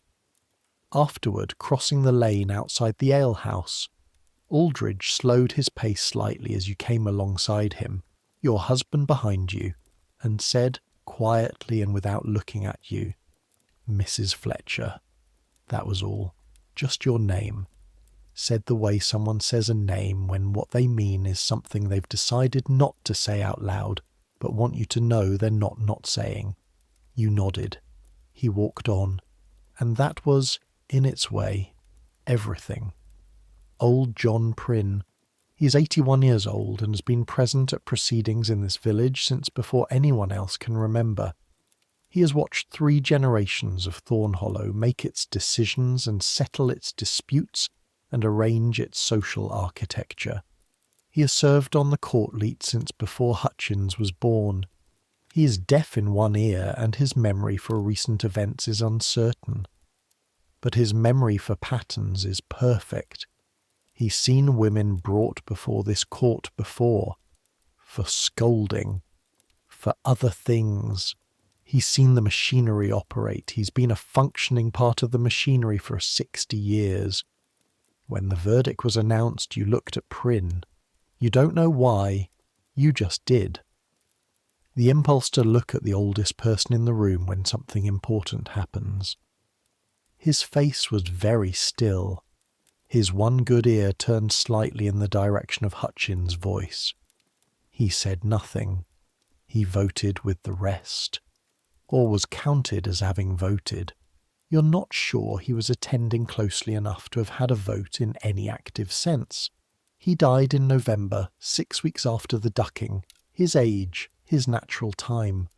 The village buried him without much ceremony because he was very old and had outlived everyone who had known him as a young man, and funerals for the very old have a different quality than funerals for the younger dead.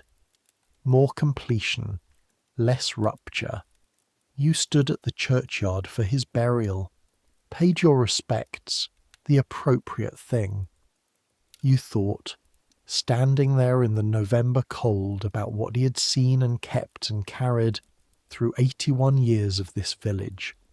All the things that happened, all the decisions made in that alehouse room, the ones that were just and the ones that weren't, and the vast category of things that are too complicated to be placed cleanly in either column. He took all of that with him. The dead take so much with them. The knowledge of what happened, the memory of how things actually were, which is always different from how things officially were, the human texture of events that doesn't make it into the ledger. What you want, if you're honest about it, is for the things that happened to you to have mattered in some traceable way. Not just the flour, not just the bread rising. Something more personal than that. Some evidence that the cost you paid produced something equal to it. The accounts don't balance neatly. You know this. You've known it since October. Maybe before. Maybe this is something you've known since you were old enough to understand what speaking up cost and what silence cost, and that neither cost is recoverable and neither is free. The accounts don't balance. The things you lose don't get returned because you were right. Being right and being made whole are different things, and the world treats them as unrelated. What you can do, what is actually available, you can be here. You can continue. You can do the work, the spinning and the bread and the garden, the raising of the children, the tending of the fire. You can do this work in the specific and particular way that is yours, with your voice and your hands and the opinions that your hands have earned through 12 years of doing the work properly. You can say the true thing when it needs saying. Not every time, not recklessly, not in a way that sacrifices yourself before you've had the chance to be useful, but when it needs saying, when the measure is short and the room is full of people who know it. You can say it then. That's not nothing. That might be everything. Now, come back to where you are, the room you're in, the warmth.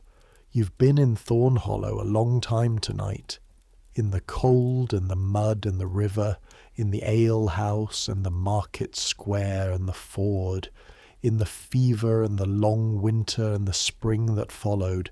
You've been in a world that was hard in ways that the present is not. Hard in ways that are worth knowing. Not to be grateful exactly, or not only, but to know, to carry the knowledge of what women have carried in specific bodies in specific places, not as an abstraction, as a weight. You felt that weight tonight, and you can put it down now. You can let it rest. The present is where you are.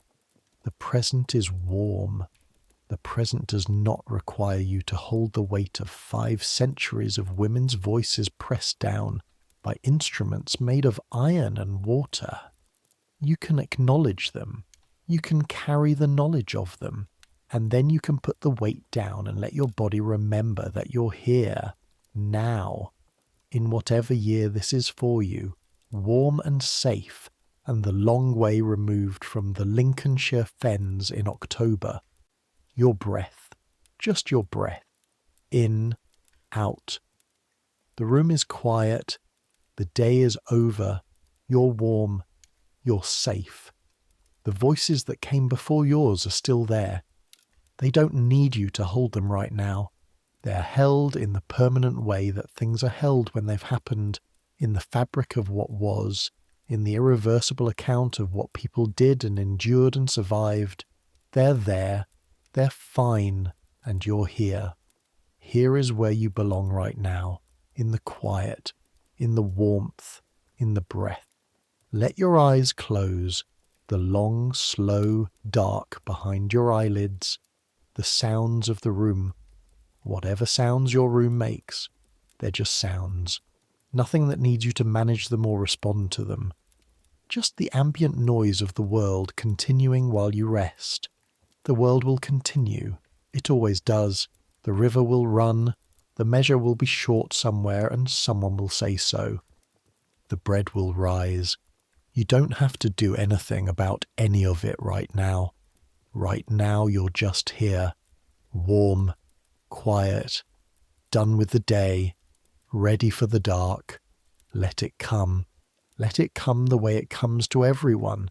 The way it came to Margery Fletcher in the attic room above her husband's workshop in Thornhollow, Lincolnshire, on a January night in 1700 with the new century just begun, and her children asleep and the fire banked and the river running in the dark. Just let the day go. Let it go. All of it. The things done and the things not done, and the things that went right and the things that went wrong, and the things you're not sure about and the things you're entirely sure about.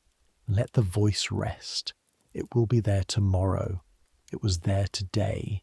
It will be there tomorrow. It always comes back. You've earned the quiet. Take it. Sleep. The world will still be there. The bread will still need baking. The garden will still need tending. The true things will still be there, waiting to be said when the time comes. But not tonight. Tonight you rest. Tonight there's just the breath. In, out, and the dark, and the quiet, and the sleep that comes to everyone. Even women who say what they know. Maybe especially them. Good night. Wait. Before I let you sleep. There are things about that morning I haven't told you. October, Thursday morning, the morning of. I want to go back and fill in what I moved past too quickly, because the texture of it matters. The specific physical details of how that day began. The fire. You built it before the light came. The October dark outside and the small growing circle of firelight inside. And you feeding the fire the way you always feed it.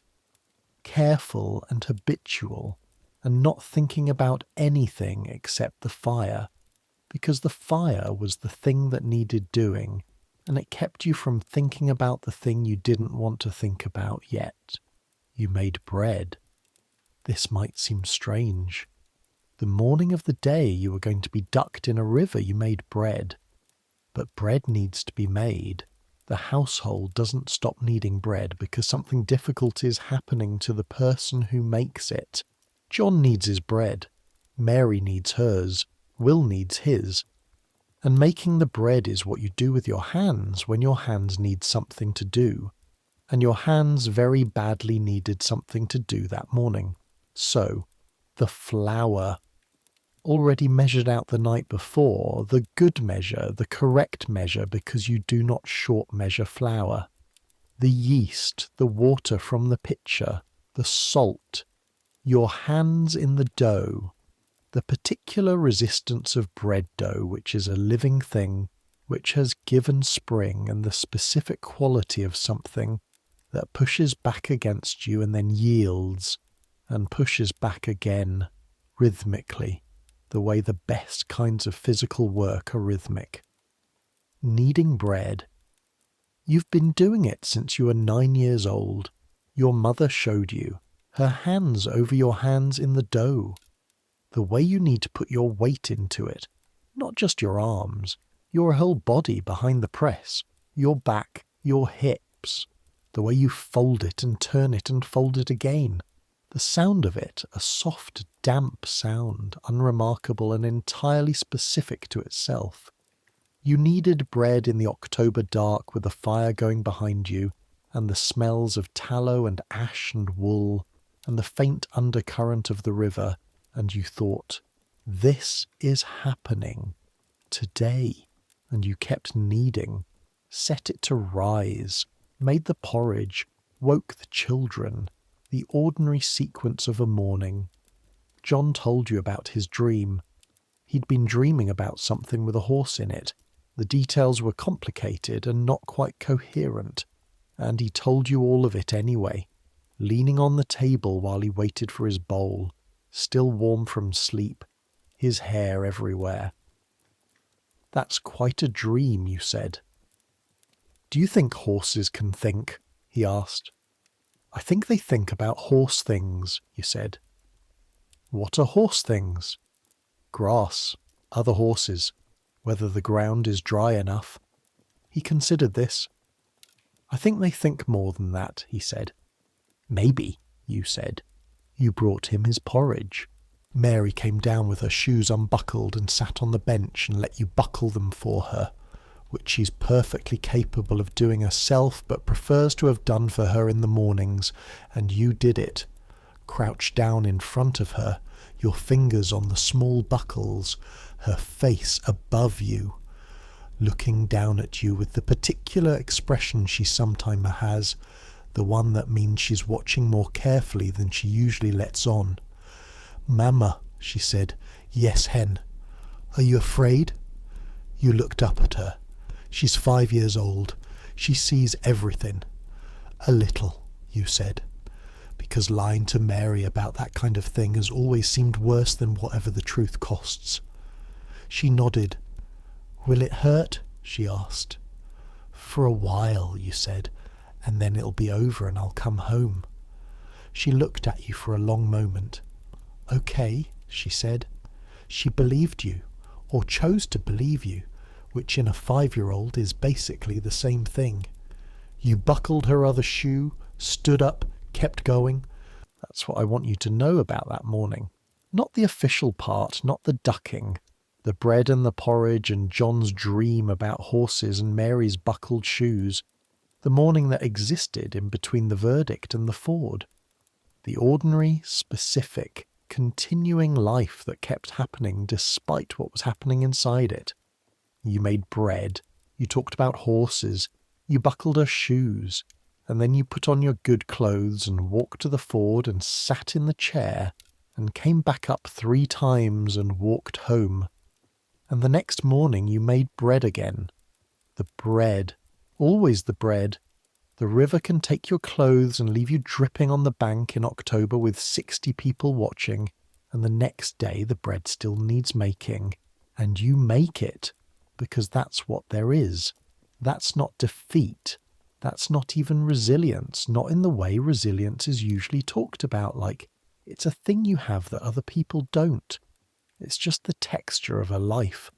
The relentlessness of ordinary things that need doing regardless of what else is happening, and the way that doing them is both the hardest thing and the thing that keeps you here, keeps you present, keeps you Margery Fletcher, wife and mother and spinner and baker, who said the measure was short and went into the river for it and came up and came back and kept making the bread.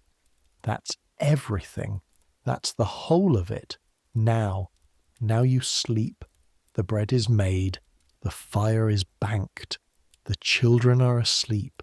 There is nothing left undone that needs doing tonight.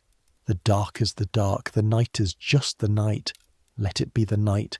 Let your breath be the breath. In, out, slow, slower. The warmth of the blankets. The weight of the day lifting off your chest, the particular loosening that happens when the body decides it's done. You're done, you're done, you can be done. Let it go. All of it. The market square, the court, the river, the cold, the coming up, the walking home, the bread. All of it. Done. You're warm. You're here. You're done for the night. The world will be there in the morning. The true things will still be there. The voice will still be there, but not tonight. Tonight there's just the dark and the breath and the slow slipping away from the day into the particular quiet that is rest. Let it take you. Let it.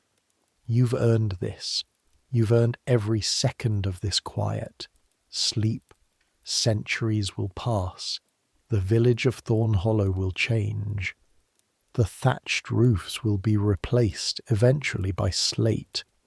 The open hearths will become enclosed stoves, and then will become central heating, and then will become the kind of warmth that arrives without any human labour attached to it.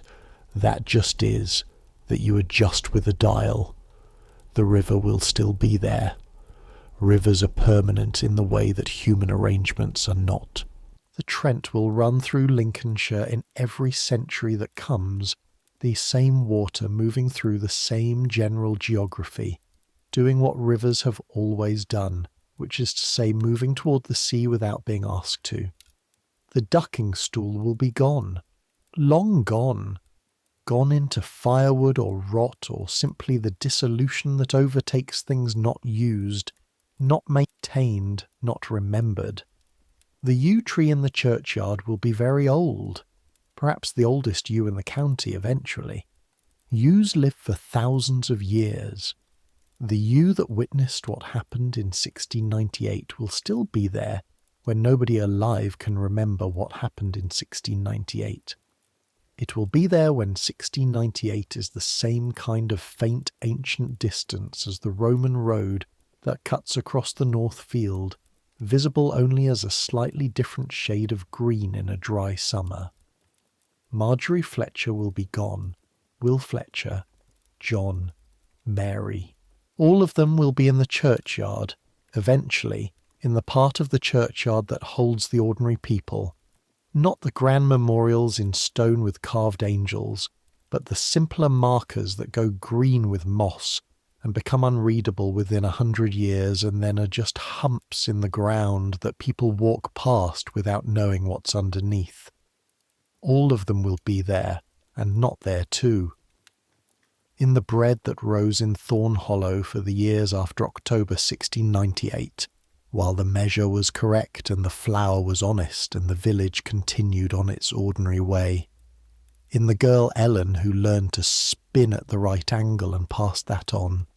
In Mary who grew up and said things and had 4 children of her own and what she gave them. In the long chain of ordinary people who carried small pieces of small lives forward into the future without knowing they were doing it. You don't have to hold all of that right now. You don't have to hold anything right now. The holding is done for the night. The fire is low. The house is quiet.